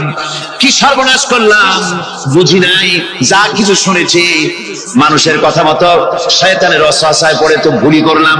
সেদিন যতই আফসোস করা হোক না না কেন, এই আফসোস কোনো কাজে লাগবে না।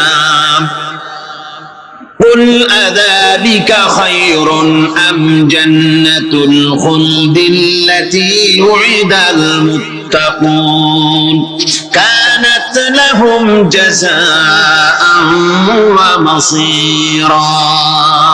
আল্লাহ বলছেন এই সব কথা বলার পরে জাহান্নামের সব শাস্তির কথা শুনে আল্লাহ বলছেন বলেন কুল আযালিকা খায়রুন, এই পরিণতি কি ভালো যে জাহান্নামের পরিণতির কথা বলা হলো? তোমরা যে সমস্ত অবাধ্যতা করতেছো, ঈমান আনতেছো না, নবীকে গালাগালি করছো, ইসলাম মানতেছো না, নাফরমানি করছো, এর পরিণতি যা হবে আযালিকা খায়রুন, এই পরিণতি কি ভালো? আম জান্নাতুল খুলদিল্লাতী উইদাল মুত্তাকুন, অথবা সেই চিরন্তন জান্নাত যার ওয়াদা করেছেন আল্লাহ পাক মুত্তাকিনদের জন্য। কানাত লাহুম জাযাআন ওয়া মাসীরা, যে জান্নাত হবে তাদের কর্মের প্রতিফল, আর এটাই হবে তাদের মহাযাত্রার শেষ মঞ্জিল। সেই জান্নাত, যে জান্নাত আল্লাহ রেখেছেন মুমিনদের জন্য। কাদের জন্য জান্নাত? মুমিনদের জন্য।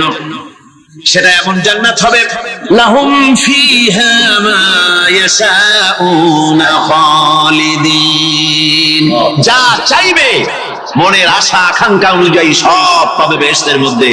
খালিদিন, চিরকাল সেখানে থাকবে। কানা আলা রাব্বিকা ওয়াদান মাসউলা, এটা হচ্ছে তোমার রবের অবশ্য পূরণীয় ওয়াদা। জোরে বলেন সুবহানাল্লাহ। এটা তোমার আল্লাহর ওয়াদা এবং অবশ্যই তিনি তা পূরণ করবেন। তোমরা জান্নাতে থাকবে, সেখানে যা চাইবে তাই পাবে।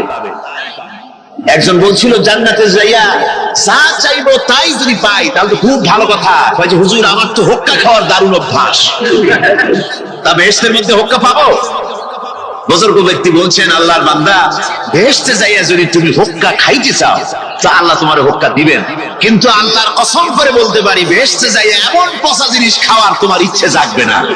এত ভালো জিনিস ছুঁইয়া এই পচা জিনিস খাওয়ার ইচ্ছা তোমার জাগবে না মনের ভিতরে।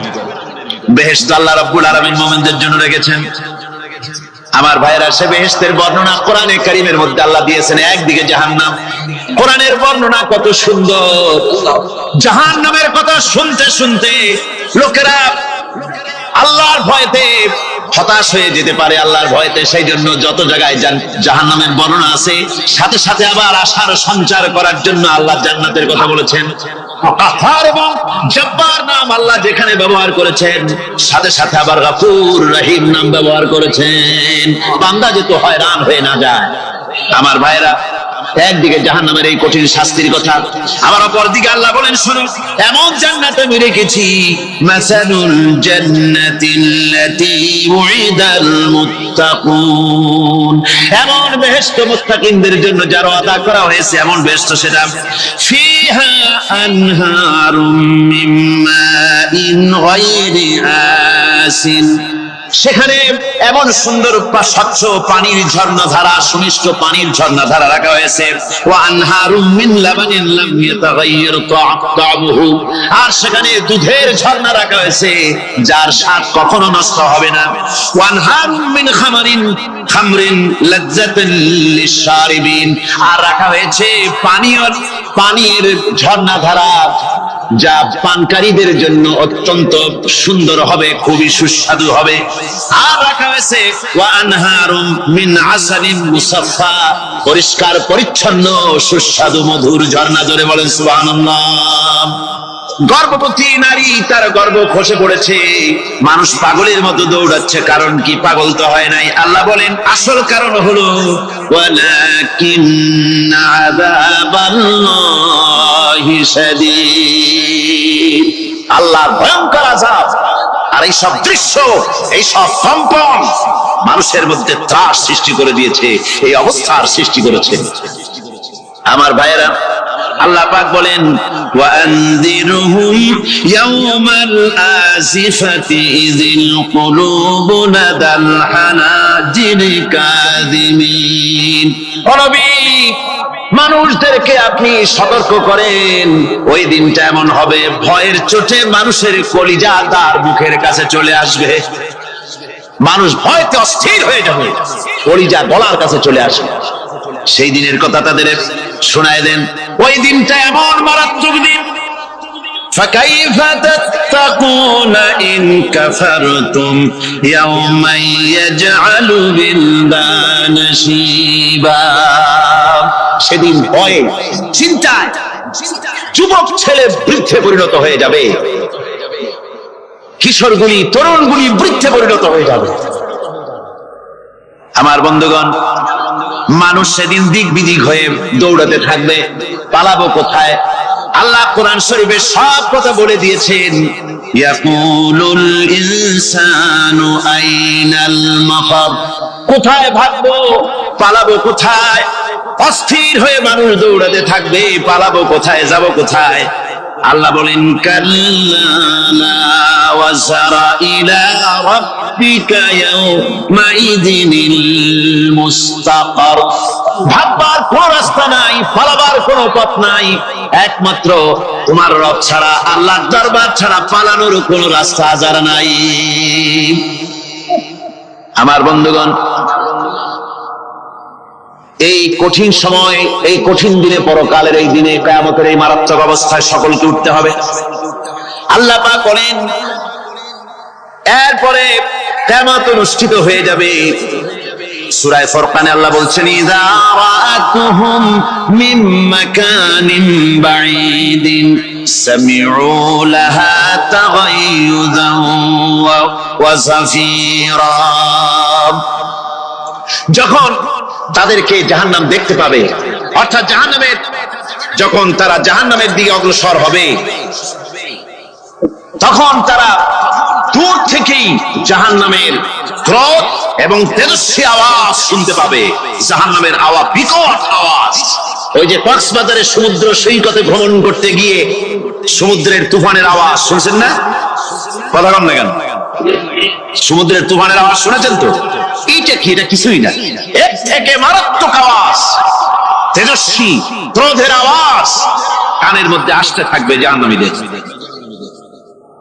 আল্লাহ রাব্বুল আলামিন বলেন, وَإِذَا أُلْقُوا مِنْهَا مَكَانًا ضَيِّقًا مُقَرَّنِينَ دَعَوْا هُنَالِكَ ثُبُورًا, যখন তাদেরকে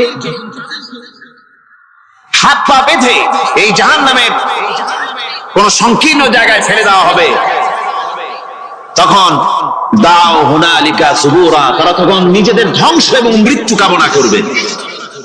আল্লাহ বলেন, লা তাদউল ইয়াউমা সুবুরান ওয়াহিদান ওয়াদউ সুবুরান কাসীরা, আজকে এক মৃত্যু দেখো না, অসংখ্য মউত ডাকো। আজকে মউত আর তোমাদের আসবে না, অসংখ্যবার ডাকলেও মউত তোমাদের আসবে না। এই যে জাহান্নাম, যে জাহান্নামের দিকে তাদের নিয়ে যাওয়া হবে, আল্লাহকে অস্বীকার করলে, নবীকে অস্বীকার করলে, ইসলামকে অস্বীকার করলে, আল্লাহর নবীর নবুয়তকে অস্বীকার করলে তাদের জায়গা হবে জাহান্নাম। আর সে জাহান্নাম এত মারাত্মক, এত কঠিন জায়গা, যে জায়গা সম্পর্কে আল্লাহ পাক বলছেন, ইন্নাহু মান ইয়াতি রাব্বাহু মুজরিমান ফাইন্না লাহু জাহান্নামা লা ইয়ামুতু ফিহা ওয়া লা ইয়াহইয়া, অপরাধী হয়ে যে লোক আল্লাহর দরবারে উপস্থিত হবে তার জন্য জাহান্নাম হবে, জাহান্নামে আল্লাহ দিবেন। আর ওই জাহান্নামে যখন লোকটা পড়ে যাবে, জাহান্নামের অবস্থা এমন হবে, লা ইয়ামুতু ফিহা ওয়া লা ইয়াহইয়া, সে বাঁচবেও না মরবেও না, জীবন মৃত্যু একটা অবস্থা সৃষ্টি হবে। ওই জাহান্নামে নারুল্লাহিল মুকাদ্দাতুল্লাতী তাত্তালিউ আলাল আফইদা, জাহান্নামের প্রচন্ড আওয়াজ, এই আগুন উৎক্ষিপ্ত হয়ে তাদের কলিজা পর্যন্ত, অন্তর পর্যন্ত স্পর্শ করবে এই আগুনের তাপ। আর এদের পাহারায় রাখা হবে, ইন্নাহা আলাইহিম মুকসাদাতুন ফি আমাদিন মুমাদ্দাদা, জাহান্নামীদের পাহারায় রাখা হবে নির্মম, কঠোর ব্যবহার, কর্কশ আওয়াজ, কর্কশ ভাষী এ ধরনের ফেরেশতাদেরকে রাখা হবে তাদের পাহারায়, তারা নিয়োজিত থাকবে। আল্লাহ রাব্বুল আলামিন বলেন, ও দুনিয়ার মানুষ, ইয়া আইয়ুহাল্লাযীনা আমানু কু আনফুসাকুম ওয়া আহলিকুম নারা। ও ইমানদারেরা, আল্লাহর তো দয়া বেশি বান্দার জন্য। বান্দার উপরে দয়া কার সবচেয়ে বেশি? সবচেয়ে বেশি দয়া হলো বান্দার উপরে আল্লাহ। আল্লাহ চান না যে সে জাহান্নামে যাক, কঠিন জায়গা জাহান্নাম। আল্লাহ বলেন, ও মুমিনেরা, তুমি নিজে আর তোমার পরিবারকে জাহান্নামের আগুন থেকে রক্ষা করো, আগুন থেকে রক্ষা করো, জাহান্নামের রাস্তা থেকে তাদের ফিরাও। ওই জাহান্নাম, যেই জাহান্নামের ইন্ধন হবে মানুষ আর পাথর। ফিরাও জাহান্নাম থেকে মানুষকে, তোমার সন্তানদেরকে ফিরাও। আজকে যে সব সন্তানের আল্লাহ বলেন তুমি নিজে বাঁচো, আহল আয়ালকে বাঁচাও। যে সব সন্তান তোমার নামাজ নাই, রোজা নাই, আল্লাহ পরকালের চিন্তা নাই, যারা ইসলামকে বিশ্বাস করে না, যারা মনে করে কোরআন হচ্ছে বেহেশত দোজখের কথা শুধু, অতএব কোন মানুষের অর্থনীতি, সমাজনীতি, রাজনীতির ব্যাপার নাই, মানুষের জীবনের দরকারি জিনিসগুলি সেখানে নাই। সুতরাং আমরা যদি দুনিয়ায় সুখ সমৃদ্ধি পেতে চাই, তাহলে আমাদেরকে মানুষের তৈরি করা মতবাদ মানতে হবে।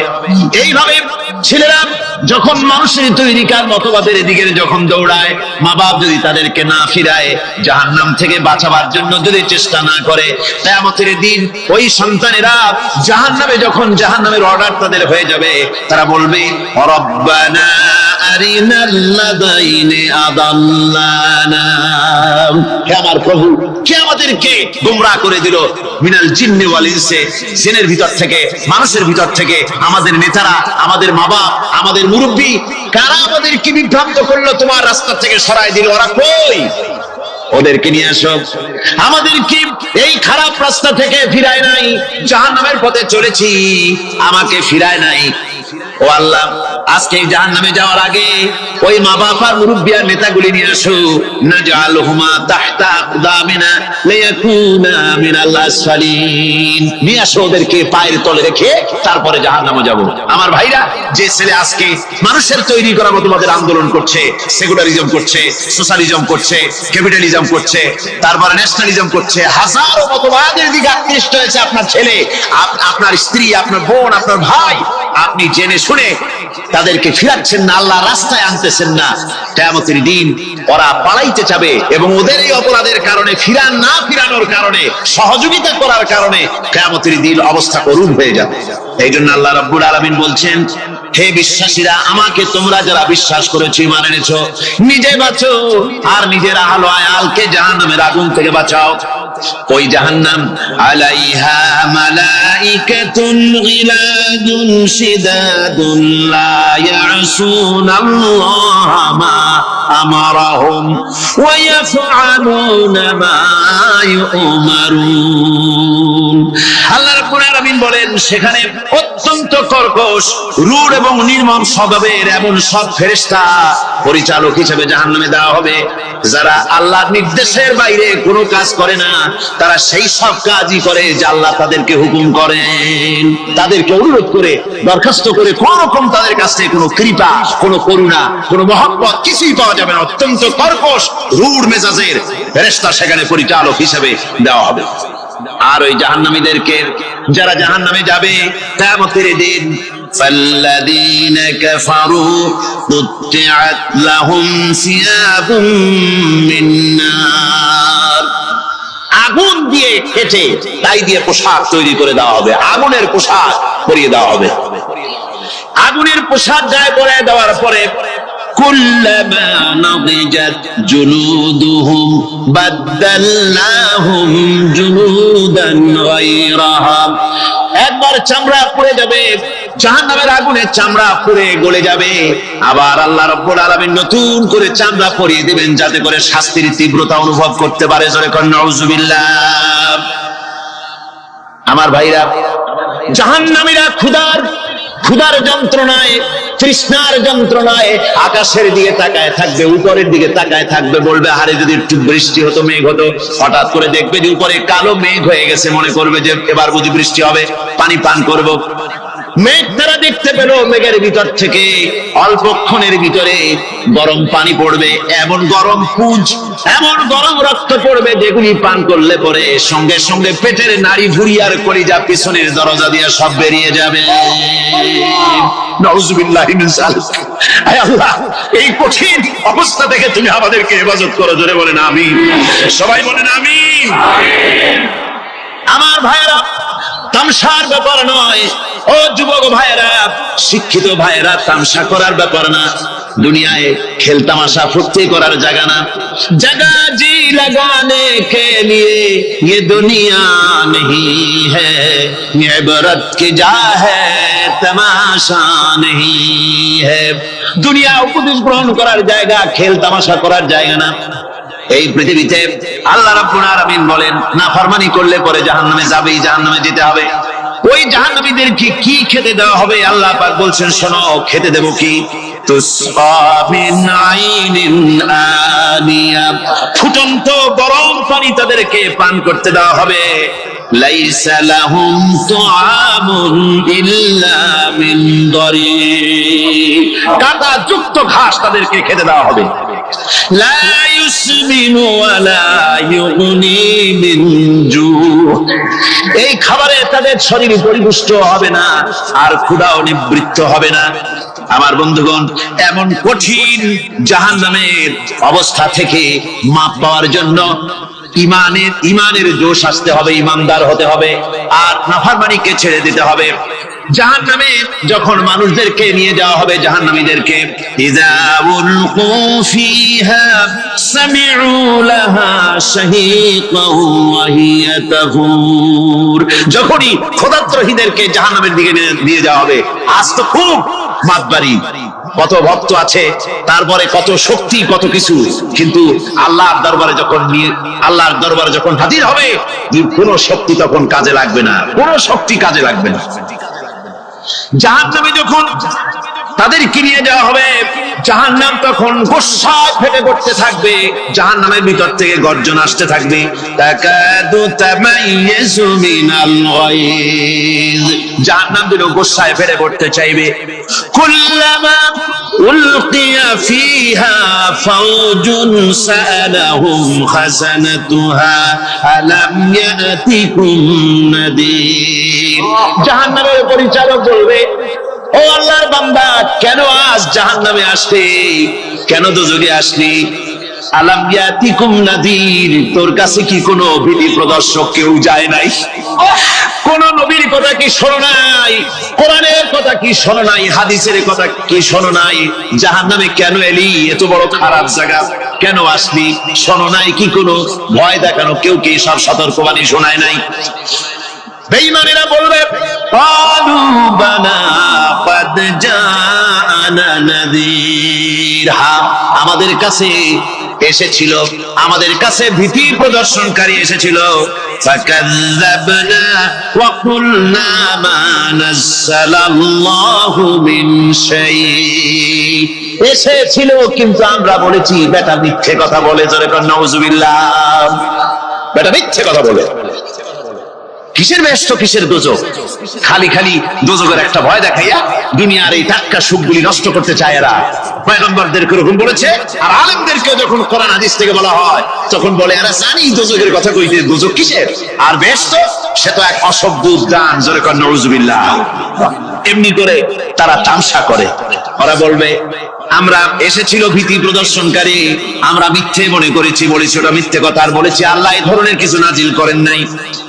জাহান্নামীরা বলবে, ফাকালু লাউ কুন্না নাসমাউ আও নাকিলু মা কুন্না ফি আসহাবিস সাঈর, আরে লাউ কুন্না নাসমাউ, তার মানে হলো যদি আমরা শুনতাম, অর্থাৎ মানতাম, যদি নবীর কথা মানতাম, কোরআনের কথা যদি মানতাম, আর যদি ভালো করে বুঝতাম, মা কুন্না ফি আসহাবিস সাঈর।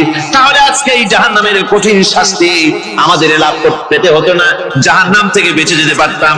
কি সর্বনাশ করলাম বুঝি নাই, যা কিছু শুনেছি মানুষের কথা মতো শয়তানের ওয়াসওয়াসায় পড়ে তো ভুলই করলাম।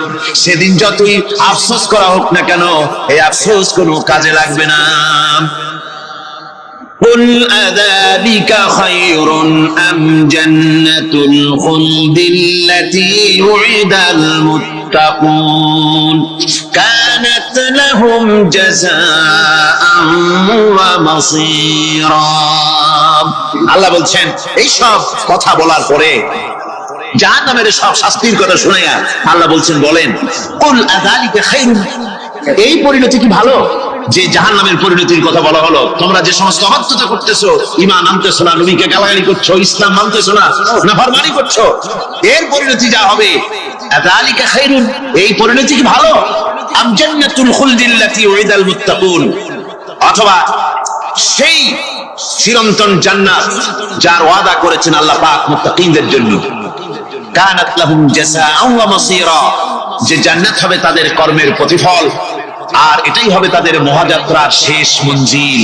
সেই জান্নাত, যে জান্নাত আল্লাহ রেখেছেন মুমিনদের জন্য। কাদের জন্য জান্নাত? মুমিনদের জন্য।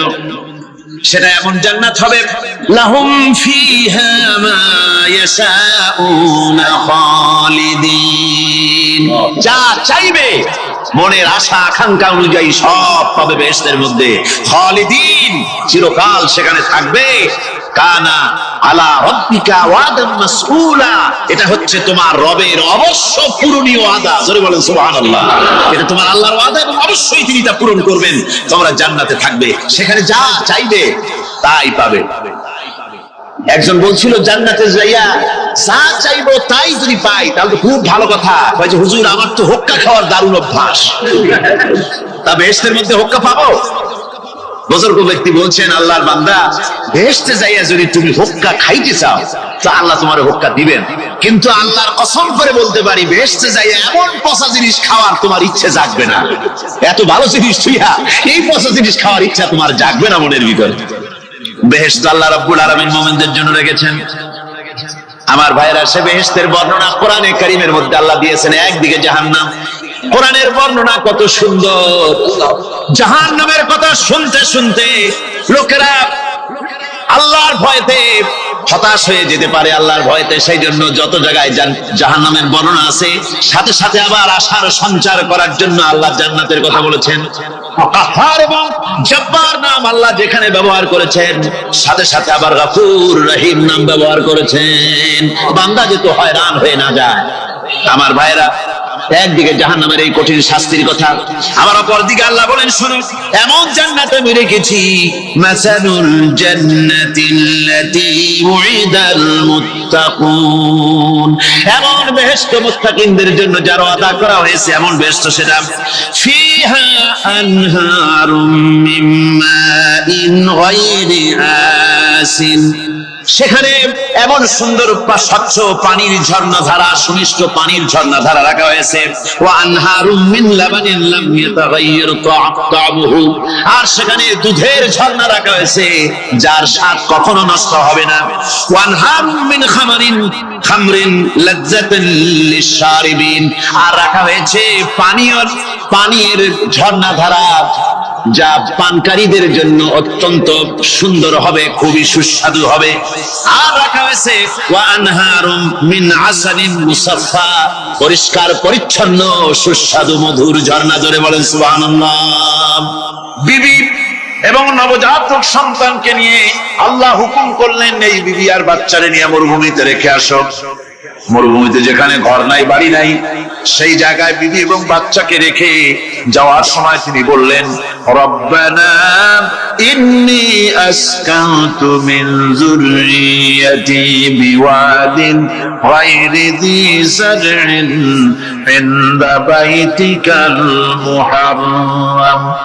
হায় আল্লাহ রাব্বুল আলামিন, আমি পানি এবং তরলতাবিহীন এক মরুভূমির ভিতরে আমার বংশের একটি অংশকে এখানে রেখে গেলাম, তোমার ঘরের কাছে পুনর্বাসিত আমি তাদের কাছে, এই ঘরের কাছে, সম্মানিত ঘরের কাছে রেখে গেলাম। পরীক্ষায় তিনি পাশ করলেন। হযরতে হাজরা প্রশ্ন করলেন, ইব্রাহিম, পানি নাই, খাবার নাই, মানুষ নাই, ঘর নাই, বাড়ি নাই, মরুভূমির ভিতরে আমাকে আমার বাচ্চারে ফেলে রেখে যাচ্ছ কেন? কোনো জবাব নাই। 2 বার 3 বার প্রশ্ন করলেন। এরপরে তিনি আবার প্রশ্ন করলেন, বললেন, ইব্রাহিম, এটা কি আল্লাহর হুকুম নাকি? হযরত ইব্রাহিম আলাইহিস সালাম নিজের কলিজার টুকরা সন্তান আর বিবিকে রেখে যেতেছেন ভারাক্রান্ত মন নিয়ে। তিনি আকাশের দিকে আঙ্গুল উঁচু করে দেখালেন। হযরত হাজরা বুঝলেন তিনি তো আল্লাহর পয়গম্বর, আমার কোন অপরাধে এভাবে ফেলে যাওয়ার কথা নয়। তিনি বুঝলেন এটা আল্লাহর হুকুম। হযরত হাজরা বললেন, ইব্রাহিম রে, নিশ্চিন্ত মনে বাড়ি ফিরে যাও, আমার মনে কোনো চিন্তা নাই, কোনো পেরেশানি আর এখন নাই। আল্লাহর হুকুমে যদি আমাকে এই মরুভূমির ভিতরে ফেলে যেয়ে থাকো, তাহলে আমি ওই আল্লাহর প্রতি এতটা ভরসা রাখি যে এই মরুভূমির ভিতরে জল পানি শূন্য, খাদ্য শূন্য জায়গায় আমি আমার বাচ্চাকে আল্লাহ রব্বুল আলামিন না খাওয়াইয়া মারবেন না। দ্বিতীয় পরীক্ষায় পাশ করেছে। 3 নম্বরে পরীক্ষা হলো, সন্তান বড় হয়ে গেছে, বুদ্ধি হয়েছে, দৌড়াতে পারে। আল্লাহ রাব্বুল আলামিন হুকুম করলেন, ছেলেকে জবাহ করো। কত বড় আগুনের পরীক্ষা! কোরআন শরীফ বলছে, হযরত ইব্রাহিম আলাইহিস সালাম নিজের ছেলেকে ডেকে নিয়ে বললেন, ইয়া বুনাইয়া ইন্নী আরা ফিল মানামি আন্নী আযবাহু ফানজুর মাযা তারা।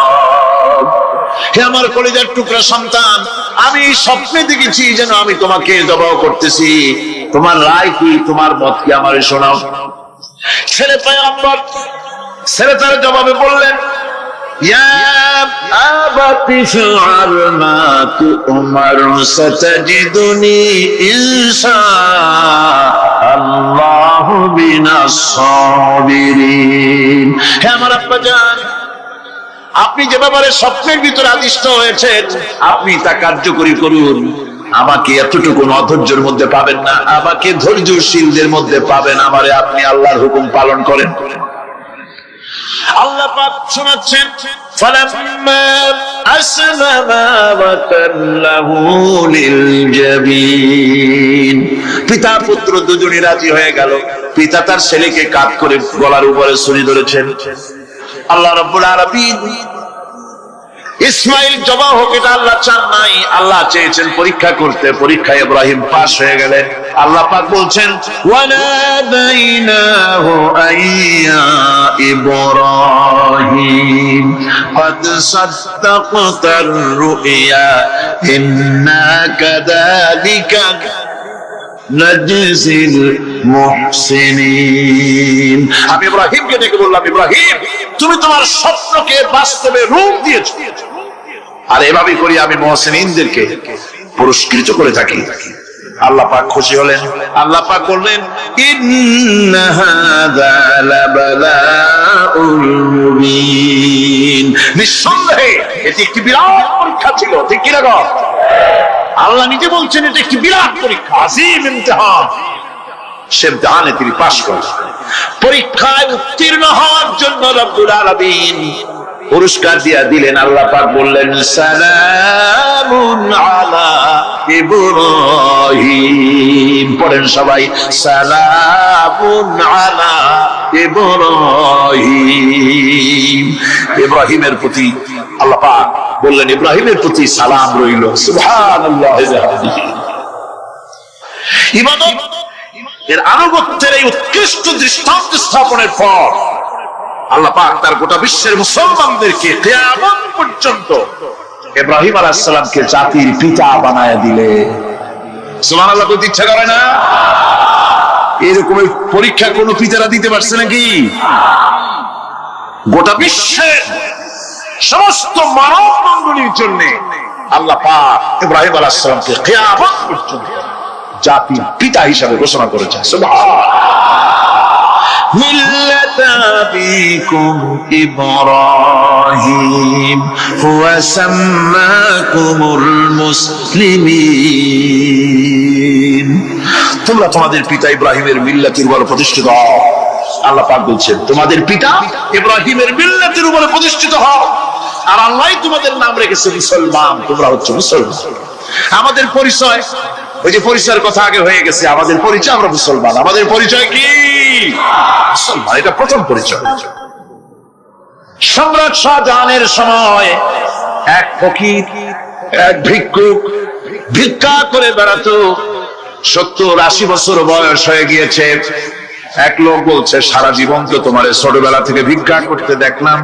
সে বলল, মানুষের দেয় তো 2 পয়সা 1 পয়সা, ভিক্ষা ছাড়া করবোটা কি?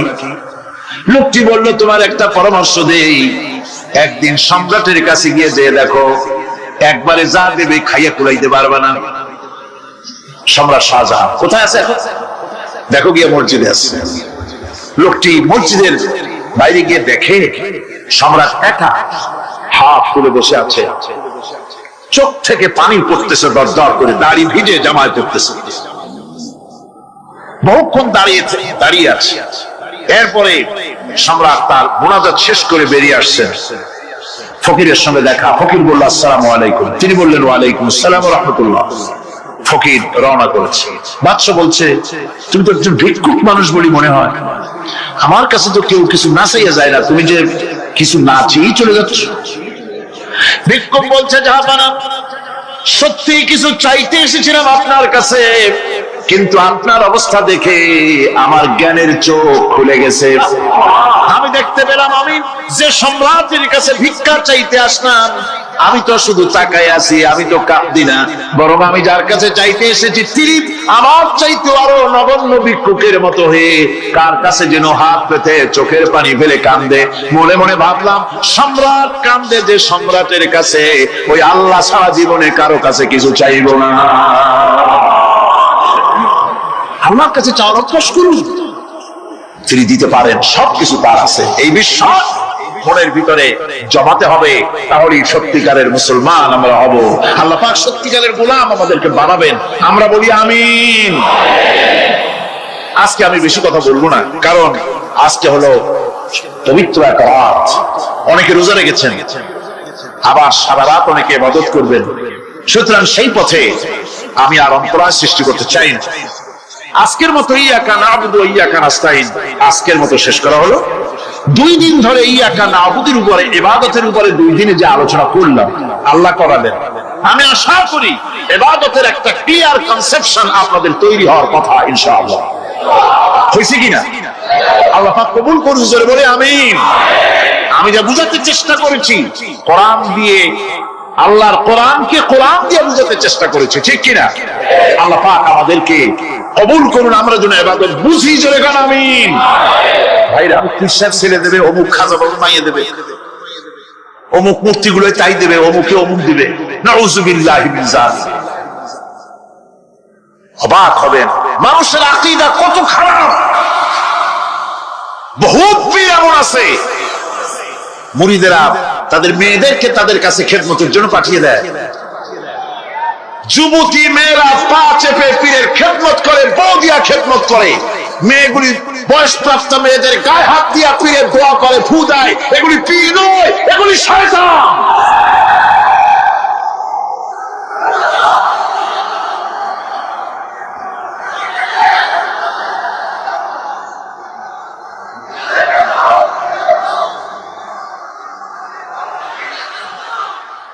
সুতরাং আমাদেরকে বুঝতে হবে, আল্লাহর ওলি তো ঠিকই আছে, আল্লাহর ওলিদের বিরুদ্ধে আমার কোনো বক্তব্য নাই।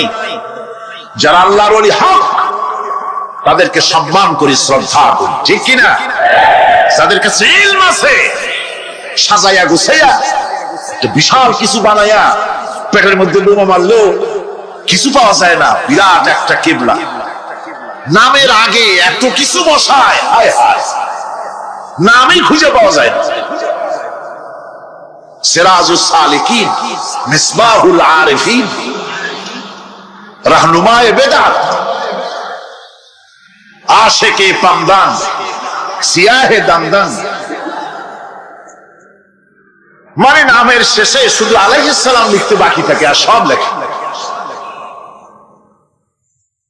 পীরকে মর্যাদা দিয়ে আল্লাহর আসমান পর্যন্ত নিয়ে যায়, নাউজুবিল্লাহ। আপনারা বিশ্বাস করুন, মনের মধ্যে ঈমান রাখবেন, কোন পীরের বাপের ক্ষমতা নাই বদদুয়া দিয়ে আপনাকে ধ্বংস করে দিতে পারে। কোন পীরের বাপের ক্ষমতা নাই দোয়া করে 10 তলা বিল্ডিং এর মালিক বানাই দিতে পারে, যদি আল্লাহ রাজি, যদি আল্লাহ রাজি না থাকেন। আল্লাহ পাক যদি রাজি থাকেন তাহলে কারো দোয়ায় ভাগ্য ভালো হতেও পারে। কথা বুঝে আসছে? সুতরাং ভয় করতে হবে কাকে? আল্লাহ পাককে। কাকে ভয় করতে হবে? আল্লাহ পাককে ভয় করতে হবে। সৌভাগ্য দুর্ভাগ্য সবটার মালিক আল্লাহ। হক্কানি ওলি যারা, সত্যিকারের পীর যারা, তারা এইভাবে করে শান শওকাত ইত্যাদি হাই ফাই করে অস্থির করে ভালাইয়া রাজা বাদশাদের মতো চলাফেরা তারা করেন। কথা ঠিক কিনা? তাদের ইলম কালাম থাকে, মানুষকে হকের দাওয়াত দেন, হক কথা বলেন, হক কথা বলে যদি জেনে যেতে হয় তাও যেতে রাজি আছে তারা। এরকম হয়েছে না, নমুনা আছে না? সুতরাং মনে রাখতে হবে, ভালো মন্দ করার সত্য মালিক হচ্ছে আল্লাহ। এটা যদি বিশ্বাস না করি তাহলে ইয়াকা নাবুদু বলার কোন মানে নেই। ইয়াকা নাবুদু, কেবলমাত্র তোমারই গোলামি করি, আর কারো গোলামি করি। সোজা কথা, সব। আমরা সবাই গোলাম। আমরা সবাই কি? আমরা যে গোলাম তাকে বলতে লজ্জা করে? কার গোলাম? চিল্লায় বলতে হবে সকল মুসলমানকে, কার গোলাম? আল্লাহ পাকের গোলাম। আর এই গোলাম আল্লাহর দাসত্ব মানুষের শ্রেষ্ঠতম মর্যাদা। সুবহানাল্লাহ। আল্লাহর বান্দা, তাতে কখনো বিন্দুমাত্র লজ্জা তিনি পোষণ করেন নাই যে আমি আল্লাহর বান্দা, আল্লাহর গোলাম। এটা কথা হইল? এরকম লজ্জা তিনি পোষণ করেন। এমনকি তার নিকটবর্তী ফেরেশতা যারা, তারাও আল্লাহর বান্দা গোলাম হওয়ার জন্য তাদের ভিতরে কোনো লজ্জা নাই। যারা নাকি আল্লাহর গোলাম, এই ব্যাপারে যাদের মধ্যে লজ্জার সৃষ্টি হয়, আল্লাহর গোলাম এটা কেমন কথা, বান্দা হওয়াটা কেমন কথা। যারা গোলামীকে অস্বীকার করে তাদের সম্পর্কে আল্লাহ পাক বলছেন, ওয়া মাইয়াস্তানকিফ আন ইবাদাতিহি ওয়া ইস্তাকবির ফাসায়াহশুরুহুম ইলাইহি জামিআ। কেউ যদি আল্লাহর বন্দেগী করার ব্যাপারে লজ্জা পোষণ করে, যদি লজ্জার কারণ মনে করে, অহংকার করে, গৌরব করে, তাহলে তারা পালাবে কোথায়, যাবে কোথায়? আমি কিয়ামতের দিন সবগুলিকে এক জায়গায় করে ফেলবো। সুতরাং আল্লাহ পাকের গোলামিতে আল্লাহ যে বান্দা বলে যখন ডাকেন, লজ্জার কোনো কারণ নাই। অহংকার যে করবে সে নিজেকে ধ্বংস করবে। আল্লাহ পাক সব নবীদেরকে নিজের বান্দা বলেছেন। নবীরা কি? আল্লাহ পাকের বান্দা। হযরত ইউসুফ আলাইহিস সালাম সম্পর্কে আল্লাহ পাক বলছেন, কাযালিকা লিনাসরিফা আনহু আস-সুআ ওয়াল ফাহশা ইন্নাহু মিন ইবাদিনাল মুখলাসিন। এরূপই ঘটল যাতে আমি ইউসুফ আলাইহিস সালামকে, আমার বান্দা, তাকে আমি নির্লজ্জতা ইত্যাদি থেকে আমি রক্ষা করেছি। নিশ্চয়ই হযরত ইউসুফ ছিল আল্লাহ পাকের বান্দা, আল্লাহ পাকের আবদ। রাসূল করিম সাল্লাল্লাহু আলাইহি ওয়াসাল্লাম তিনি হচ্ছেন সর্বশ্রেষ্ঠ আল্লাহর পয়গম্বর। তার থেকে শ্রেষ্ঠ নবী আর কি কেউ আছে? জোরে বলেন, আছে? তার থেকে মাহবুব, তার থেকে শ্রেষ্ঠ আল্লাহর কাছে কেউ। সেই নবীকে আল্লাহ রাব্বুল আলামিন কোরআনে কারীমের ভিতরে তাকে আব বলেছেন। কি বলেছেন? অনেকগুলি আয়াত আছে যে আয়াতের ভিতরে আল্লাহ পাক তার নাম নেন নাই, নবী বলেন নাই, রাসূল বলেন নাই, শুধু বলেছেন আব। যেমন ফাআওহা ইলা আবদিহি মা আওহা। অতঃপর তার বান্দার নিকট যা ওহী করার ছিল তা তিনি করলেন। সেই বান্দাকে মুহাম্মদ সাল্লাল্লাহু আলাইহি ওয়াসাল্লাম।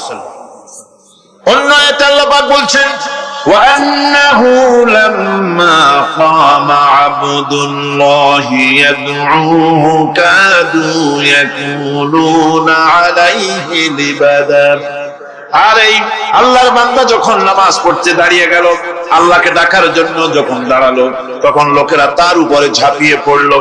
ঝাঁপিয়ে পড়ার জন্য প্রস্তুতি গ্রহণ করলো। এখানে আব বলা হয়েছে কাকে? মুহাম্মদ সাল্লাল্লাহু আলাইহি সাল্লামকে। এভাবে করে অন্য এক আয়াতে আল্লাহ পাক তার হাবিবকে আব বলছেন, বান্দা বলতেছেন, ইন কুনতুম ফি রাইবিন মিম্মা নাযালনা আলা আবদিনা, আমার বান্দার উপরে যে কিতাব নাজিল করেছি তাতে যদি তোমাদের কোনো সন্দেহ হয়, এই যে আমার বান্দার উপরে, ওই বান্দা কে বলেন সবাই? মুহাম্মদ রাসূলুল্লাহ সাল্লাল্লাহু আলাইহি ওয়াসাল্লাম। অন্য আয়াতে বলা হচ্ছে, তাবারাকাল্লাযী নাযালাল ফুরকানা আলা আবদিহি লিয়াকুনা লিল আলামিনা নাযীরা। অতীব বরকতপূর্ণ সেই মহান সত্তা যিনি তার বান্দার উপরে ফুরকান নাজিল করেছেন। কে সেই বান্দা? মুহাম্মদ সাল্লাল্লাহু আলাইহি ওয়াসাল্লাম। মেরাজের ঘটনা বলতে গিয়ে আল্লাহ রাব্বুল আলামিন বলতেছেন, সুবহানাল্লাযী আসরা বিআবদিহি লাইলাম মিনাল মাসজিদিল হারামি ইলাল মাসজিদিল আকসা। পবিত্র সেই মহান সত্তা যিনি তার বান্দাকে ইসরা করিয়েছেন। কে সেই বান্দা? মুহাম্মদ রাসূলুল্লাহ সাল্লাল্লাহু আলাইহি ওয়াসাল্লাম। সুতরাং আবদিয়াত, ইবাদত, গোলামি, এটা হচ্ছে মানুষের জীবনের সবচেয়ে বড় মর্যাদাকর খেতাব আল্লাহর পক্ষ থেকে। আল্লাহর বান্দা হওয়া। গোলামি পরিপূর্ণ রূপে হবে কেবলমাত্র আল্লাহ পাক। এই গোলামির জন্যই আল্লাহ পাক আমাদেরকে সৃষ্টি করেছেন, অন্য কোনো কাজে আমাদেরকে সৃষ্টি করেন। সেই ঘরের মালিকের ইবাদত যদি করো, তাহলে ক্ষুধার সময় তিনি তোমাদেরকে খেতে দিবেন, আর ভীতির সময় তিনি তোমাদের নিরাপত্তা দান করবেন। হে ওয়াদা কার? চিল্লায় বলেন ওয়াদা কার? আল্লাহ পাকের ওয়াদা বিশ্বাস হলো না, এমনই পোড়া কপালের মুসলমান। নির্বাচন যখন আসলো, সলিমউদ্দিন সাহেব আসতেন মঞ্চের উপরে, পরিচয় করানো হচ্ছে। এত আপনারা যার বক্তৃতা শোনার জন্য বিপ্রহরের রৌদ্রে কষ্ট করতেছিলেন, এখন সেই সংগ্রামী জননায়ক, বিপ্লবী সন্তান, তিনি এখন আপনাদের সামনে বক্তব্য রাখবেন। উনি দাঁড়ায় বললেন, ভাইয়ার আমার, বোনের আমার, আমি আবার বোতল মার্কা বাক্স নিয়ে দাঁড়াইছি, আমারে সকলে মিলে ভোট দেন। এবার যদি ক্ষমতায় যেতে পারি, না খাইয়া কেউ মরবে না, কিন্তু কি খাইয়া মরবে তাও হয় না। মানুষেরা এই কথাগুলি বিশ্বাস করলে সমানে ভোট দিল। হায় রে কপাল! আল্লাহ বললেন, আমার ইবাদত কর, আমার গোলামি কর জীবনের সব জায়গায়, তাহলে ক্ষুধার সময় খাইতে পারবি আর ভীতির সময় নিরাপত্তা পাবি। আল্লাহর কথাটা বিশ্বাস হইল না। এই নামাজ পড়া মুসলমানের দাম আছে, কম দাম আছে? এ রোজা খাওয়ার দাম আছে? এ মুসলমান দাবি করার দাম আছে? আল্লাহ রাব্বুল আলামিন তিনি পরিষ্কার করে বলছেন, এই ঘরের মালিকের ইবাদত করো, তিনি ক্ষুধার সময়ে খেতে দিবেন, আর তিনি তোমাদেরকে ভীতির সময় নিরাপত্তা দান করবেন। চাউলের অভাব হবে না, পাটের অভাব হবে না, খাদ্যের অভাব হবে না, কারণ দুটি জিনিস যদি তোমরা করতে পারো, খাবারের অভাব হবে না। ওয়ালাউ আন্না আহলাল কুরা আমানু ওয়াত্তাকাউ লাফাতাহনা আলাইহিম বারাকাতিন মিনাস সামাই ওয়াল আরদ। দেশের লোকেরা, জনপদের লোকেরা যদি দুইটা কাজ করে, এক নম্বরে হলো আমার উপরে ঈমান আনবে, দুই নম্বরে হলো আমাকে ভয় করার নীতি অবলম্বন করে যদি চলে, তাহলে ওই দেশের মানুষের জন্য আকাশ আর জমিনের সব বরকতের দরজা আমি আল্লাহ খুলে দেব। আল্লাহ ওয়াদা। আল্লাহ পাকের নিকট মানুষের সবচাইতে বড় দাবি কি? আল্লাহর কাছে মানুষের সবচাইতে বড় দাবি কি করতে পারেন? আল্লাহ পাকের কাছে মানুষের শ্রেষ্ঠ দাবিটা আল্লাহ নিজেই শিখাই দিয়েছেন। আমার কাছে দাবি কর, ইহদিনাস সিরাতাল মুস্তাকিম। আয় আল্লাহ, একটা সোজা, একটা সরল রাস্তা আমারে দাও, একটা সহজ পথ আমারে দাও। এই কথা সূরা ফাতিহা দাবি করার পর আল্লাহ রাব্বুল আলামিন এই অভিনন্দনের জবাবে 7টা বাক্যের অভিনন্দনের জবাবে আল্লাহ রাব্বুল আলামিন 30 পারা কোরআন শরীফ নাযিল করে দিলেন। সূরা ফাতিহার এই সওয়ালের জবাবে আল্লাহ পাক বললেন ওয়া আনি'বুদুনি হাদা সিরাতুম মুস্তাকিম। সোজা রাস্তা চাও, আমার গোলামি করো, ইবাদত করো। সব জায়গায় ইবাদত, গোলামি করাই লাগবে। আমার কাছে সোজা রাস্তা চাও, সোজা রাস্তা হলো আমার গোলামি করা। কার গোলামি?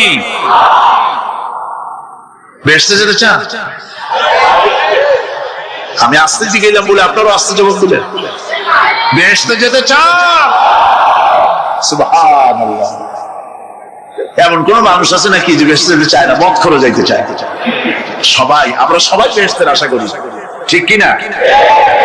আল্লাহ রাব্বুল আলামিন বলেন বেহেশতে যদি যেতে চাও তাহলেও ইবাদত করা লাগবে, ইবাদত ছাড়া জান্নাতে যাওয়া যাবে না। ফাদখুলি ফি ইবাদি ওয়াদখুলি জান্নাতি। সর্বপ্রথম আমার বান্দার মধ্যে দাখিল হয়ে যা, আমার গোলামির মধ্যে দাখিল হওয়া, আমার গোলাম হয়, এরপরে আমার জান্নাতে চলে যা। আগে গোলাম হবি, তারপরে কোথায় যাবি? জান্নাতে যাবে। আগে গোলাম হ, আগে গোলামির খাতায় নাম লেখা, আগে সত্যিকারের আমার বান্দা হ, গোলাম, এরপরে জান্নাতে যাওয়া যাবে। জান্নাতে যাইয়া আল্লাহর সাথে কি দেখা করতে চাই? আল্লাহর সাথে দেখা করতে চাই? আল্লাহ রাব্বুল আলামিন বলেন فَمَنْ كَانَ يَرْجُو لِقَاءَ رَبِّهِ فَلْيَعْمَلْ عَمَلًا صَالِحًا وَلَا يُشْرِكْ بِعِبَادَةِ رَبِّهِ أَحَدًا। তোমাদের মধ্যে যদি কেউ আল্লাহর সঙ্গে, তার রবের সঙ্গে যদি কেউ দেখা করতে চায় তাহলে সে যেন ভালো ভালো কাজ করে, নেক কাজ করে, আর তোমার রবের সাথে অর্থাৎ আল্লাহ রাব্বুল আলামিনের সাথে ইবাদতের মধ্যে যেন কাউকে শরীক না করে। শিরক যদি না করো, খাঁটি গোলাম, খাঁটি বান্দায় যদি পরিণত হতে পারো, কিয়ামতের দিন আল্লাহ রাব্বুল আলামিনের সঙ্গে দিদার নসিব হয়ে যাবে। এই গোলামি করব কতদিন? কতদিন গোলামি করব? এই প্রশ্নের জবাবে আল্লাহ রাব্বুল আলামিন কোরআনে কারীমের মধ্যে জবাব দিয়ে দিয়েছেন, ওয়া'বুদ রাব্বাকা হাত্তা ইয়াতিয়াকাল ইয়াকিন। মৃত্যু পর্যন্ত, যতক্ষণ না নাক দিয়ে শেষ প্রশ্বাসটি, নিঃশ্বাসটি বেরিয়ে যাচ্ছে, ততক্ষণ পর্যন্ত আনুগত্য, গোলামি শব্দ হবে কার? জোরে চিল্লায় এখন কার? এই গোলামি জীবনের সব ক্ষেত্রে করতে পারলে আমরা মুসলমান, আর করতে না পারলে মুসলমান নামে মুনাফিক। না পারলে কি? মুনাফিক। বন্ধুগণ, ইয়াকা না'বুদু পর্যন্ত বলে ওয়া ইয়াকা নাস্তাইনের কথাটা শোনাচ্ছি। সূরা ফাতিহার ভিতরে আমরা পড়ি, পড়েন আমার সাথে, ইয়াকা না'বুদু ওয়া ইয়াকা নাস্তাইন। হে আল্লাহ, একমাত্র তোমার গোলামি করি আর একমাত্র তোমার কাছে সাহায্য চাই। তুমি ছাড়া কারো কাছে সাহায্য? এটা কি ঠিক? এটা কি আমাদের মনের কথা, ঈমানের কথা? আল্লাহ করুন, আল্লাহ করুন, বলি আমিন। হাদিস শরীফে বলা হয়েছে, ইজা সালতা ফাসআলিল্লাহ ওয়া ইজা ইসতাআনতা ফাসতাইন বিল্লাহ। কিছু চাইতে হলে আল্লাহর কাছে চাও, কিছু বলতে হলে, ভিক্ষা করতে হলে আল্লাহর কাছেই ভিক্ষা করো। কার কাছে ভিক্ষা করবেন? আল্লাহর কাছে বলুন। আমার বন্ধুগণ, আমি আমার ঈমান থেকে কথা বলি, আমি আমার ঈমান থেকে কথা বলি। কোরআন এবং হাদিস পড়ে যতটুকু আল্লাহ বোঝার তৌফিক দিয়েছেন সেই কথাগুলি পেশ করার জন্য চেষ্টা করি। বন্ধুগণ, হযরতে শাহজালাল রাহমাতুল্লাহ আলাইহি এক হাতে ছিল তরবারি, আর এক হাতে ছিল কোরআন। লড়াই করেছেন হযরতে শাহ মখদুম, হযরতে খান জাহান আলী, হযরতে খাজা মুঈনুদ্দিন চিশতি আজমেরি রাহমাতুল্লাহ আলাইহি, হযরতে মুজাদ্দিদ আল বিসানি রাহমাতুল্লাহ আলাইহি। মুরিদের বাড়ি জন্মের খাওয়া খাইয়া পেটটা কুমিরের মতো বড় করে নাই। জেল খেটেছে হক কথা বলতে গিয়ে। বাপের বেটা হও, নিজের দেশে কথা কও। বাংলাদেশে এসে তারপরে জনগণের টাকা লুটপাট করার খবর কাউকে অধিকার দেওয়া হবে না। আমার বন্ধুগণ, আল্লাহর ওলি যারা, তারা এভাবে করে জনগণের খেদমত করেছেন, কথা বলেছেন। সুতরাং শুধু জিকির আজকার করলেই হবে না, হক কথা বলতে হবে স্পষ্ট করে। এটাই হলো ইবাদতের হক আদায় হবে যদি সত্যিকারের হক কথা বলা যায়। অসাধারণ ব্যক্তিরা ময়দানে কথা বলবেন, হক কথা বলবেন, অন্যায়ের বিরুদ্ধে সোচ্চার হবেন। আর সাধারণ জনগণ কথা ও কাজের মিল করবেন, নামাজ রোজা হজ যাকাত করবেন, যার কথা মতো রাজনীতি অর্থনীতি সমাজনীতি করবে সেই আল্লাহর কথা মতো। তাহলেই সত্যিকারের মুসলমান হওয়া যাবে। কথা বুঝে আসছে কিনা ভাই? কথা বুঝে আসছে কিনা? একটু জোরে সরে জিকির করেন, লা ইলাহা ইল্লাল্লাহ, লা ইলাহা লা ইলাহা ইল্লাল্লাহ। আরো জোরে,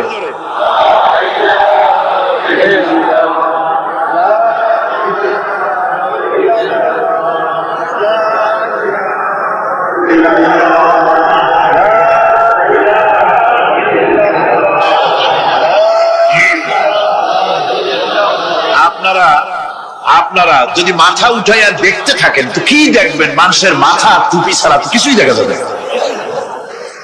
কাজেই ওঠা বসা না করে আজকে এক পবিত্র রাত, আমরা আল্লাহর কাছে দোয়া করি। আলোচনা আমি এগিয়ে যাচ্ছি, ইবাদত আমাদেরকে বুঝতে হবে। ইবাদত যদি না বুঝি তাহলে মুসলমান বলে দাবি করারও কোনো মূল্য নাই। মানব জন্ম বৃথা। কারণ হচ্ছে আল্লাহ রাব্বুল আলামিন বলেছেন, মা খালাকতুল জিন্না ওয়াল ইনসা ইল্লা লিয়াবুদুন। মানুষ আর জিন জাতিকে আমি সৃষ্টি করেছি আমার গোলামির জন্য। কার গোলামি? ওই গোলামির পূর্ণাঙ্গ নমুনা যদি জানতে চাই, পূর্ণাঙ্গ নমুনা দৃষ্টান্ত লাগবে। কাকে অনুসরণ করব? পূর্ণাঙ্গ ইবাদতের আল্লাহর গোলামির পূর্ণাঙ্গ নমুনার জন্য কোরআনে কারিমে দৃষ্টান্ত সেট করা হয়েছে। হযরত ইব্রাহিম আলাইহিস সালামের আল্লাহ পাক বলেন, ইয ক্বালা লাহু রাব্বুহু আসলিম ক্বালা আসলামতু লিরাব্বিল আলামিন। তার অবস্থা এই ছিল, কার? ইব্রাহিম আলাইহিস সালাম। তার অবস্থা এই ছিল যে তার রব যখন তাকে বললেন আনুগত্যের মস্তককে অবনত করে দাও, তিনি বললেন আমি আমার বিশ্বপালকের সামনে মাথাটা নত করে দিলাম। সুবহানাল্লাহ। কোন শব্দ ছাড়াই মাথা নিচু করে দিলাম।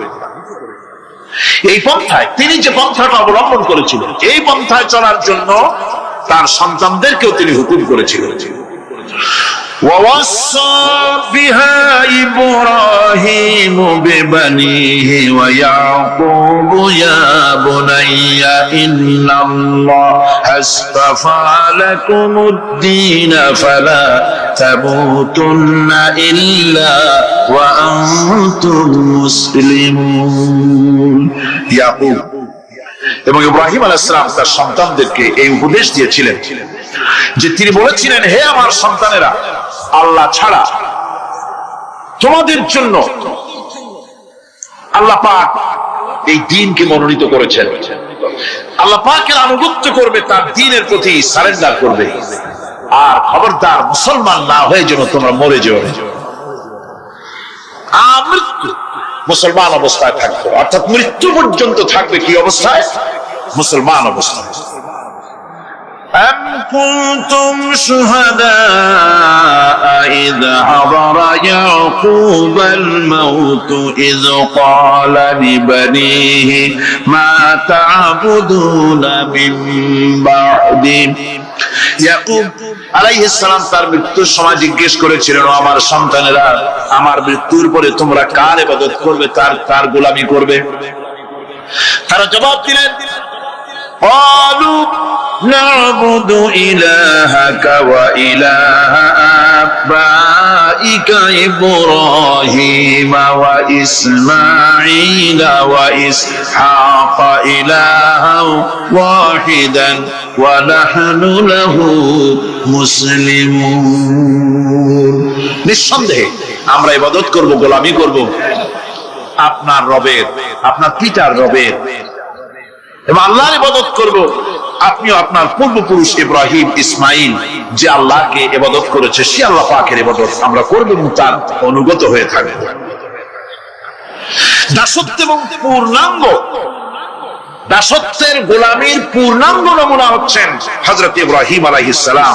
আল্লাহ গোটা জমিন যখন শিরকের অন্ধকারে ডুবে গিয়েছিল তখন হযরত ইব্রাহিম আলাইহিস সালাম তাওহীদের আলো জ্বালিয়ে দিয়েছিলেন। এই নিবেদিতদের ইমাম হিসেবে আল্লাহ পাক তাকে ঘোষণা দিলেন যে তোমরা শয়তানের ইবাদত করো না, নিঃসন্দেহে শয়তান হচ্ছে তোমাদের জন্য প্রকাশ্য দুশমন। একথা সকলেরই জানা আছে যে দুনিয়ার মানুষ শয়তানের ইবাদত কেউ করে না, শয়তানের পূজা কেউ করে না, ঠিক কিনা? শয়তানের কেউ পূজা করে না, বরং শয়তানের প্রতি চতুর্দিক থেকে শুধু লানত হতে থাকে, ঠিক কিনা? শয়তানের খালি গাল দিতে থাকে সারাদিন, এমনকি পাপ করে নিজে দোষ দেয় শয়তান, ঠিক কিনা? কবি বলছেন ক্যা হাসিয়াতি হ্যায় মুঝে হযরত ইনসান পর, क्या हंसी आती है मुझे हजरत इंसान पर, फेल बद तू खुद करे लानत करे शैतान पर। আমার মানুষের অবস্থা দেখে হাসি পায়, খারাপ কামটা করে নিজে আর গাল দেয় শয়তান। সারাটা দিন মেয়ে লোক পুরুষ লোক বাচ্চা সকলেই শয়তানকে গাল দেয় সমানে, ওর কপালটাই খারাপ। ফুটবলের জন্মই হয়েছে লাথি খাওয়ার জন্য। সুতরাং আল্লাহ পাক যে বলছেন যে শয়তানের ইবাদত করতে তোমাদেরকে নিষেধ করেছি, তার অর্থ হচ্ছে যে মানুষ শয়তানের আনুগত্য করে, শয়তানের কথা মতো জীবন পরিচালনা করে, শয়তান যেটা বলে সেটাই করে, শয়তানের ওয়াসওয়াসা দিয়ে সে পরিচালিত হয়, কোরআন এবং হাদিস দিয়ে নিজেকে পরিচালিত করে। এটাই হলো শয়তানের আনুগত্য করা। কিয়ামতের দিনে আল্লাহ রাব্বুল আলামিন বলবেন উহশুরুল লাযীনা যালামু ওয়া আযওয়াজাহুম ওয়া মা কানু ইয়াবুদুনা মিন দুনিল্লাহি ফাহাদুহুম ইলা সিরাতিল জাহিম। আল্লাহ রাব্বুল আলামিন কিয়ামতের দিন তিনি বলবেন যারা নাকি সেই সমস্ত শয়তান এবং তার অনুসারী যারা নাকি আমাকে বাদ দিয়ে যারা অন্যদের ইবাদত করত, সেই ইবাদত যাদের করত, আনুগত্য গোলামি যাদের করত, তারা এবং তাদের সাথী সঙ্গী সবগুলিকে একত্রিত করো আর জাহান্নামের রাস্তা দেখিয়ে দাও, সকলকে জাহান্নামের পথ দেখিয়ে দাও। আয়াতে কারিমা দিয়ে প্রমাণ যে সকল ধন এবং সম্পদের মূল মালিক হচ্ছেন আল্লাহ পাক। সমস্ত ধন সম্পদের মালিক কে? আল্লাহ সুবহানাহু ওয়া তাআলা। কোরআনে কারীম বলছে লিল্লাহি মা ফিস সামাওয়াতি ওয়া মা ফিল আরদ, আকাশ এবং জমিনের ভিতরে যা কিছু আছে সব কিছুর মালিকানা কার? জোরে বলেন কার? আল্লাহ রাব্বুল আলামিন হচ্ছেন এর একচ্ছত্র মালিক। সুতরাং বান্দাদের কাছে কিছুদিনের জন্য এগুলিকে আমানত রাখা হয়েছে। আমাদের ঘর আছে, বাড়ি আছে, ব্যবসা আছে, বাণিজ্য আছে, জায়গা আছে, জমিন আছে, গরু আছে, বাছুর আছে, এই সবগুলি কিছুদিনের জন্য আমাদের কাছে কি রাখা হয়েছে? আমানত। আমানতের মাল আপনি আপনার ইচ্ছা মতো খরচ করতে পারবেন না। আমানতের মাল কি ইচ্ছা মতো খরচ করা যায়? যায় না। আমানতের মালকে খরচ করতে হলে মূল মালিকের ইচ্ছা অনুযায়ী খরচ করতে হবে।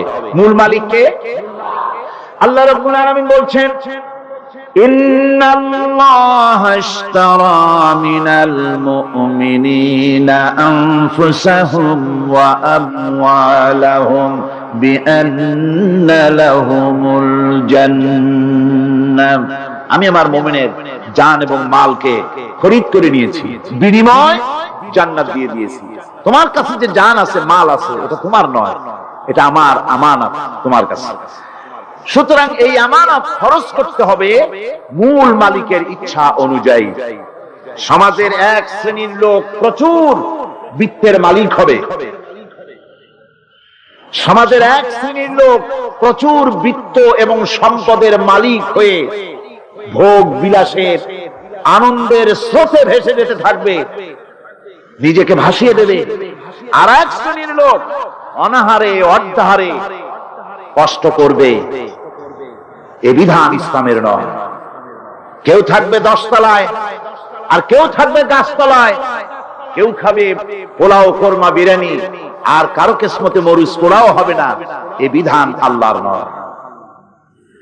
ইসলামের বিধান হচ্ছে যে আল্লাহ যে সব সম্পদ মানুষকে দান করেছেন, এই সম্পদের ভিতরে বিত্তহীনদের অধিকার রাখা হয়েছে। বিত্তহীন যারা গরিব, যাদের কিছু নাই, তারা আপনার করুণার পাত্র নয়।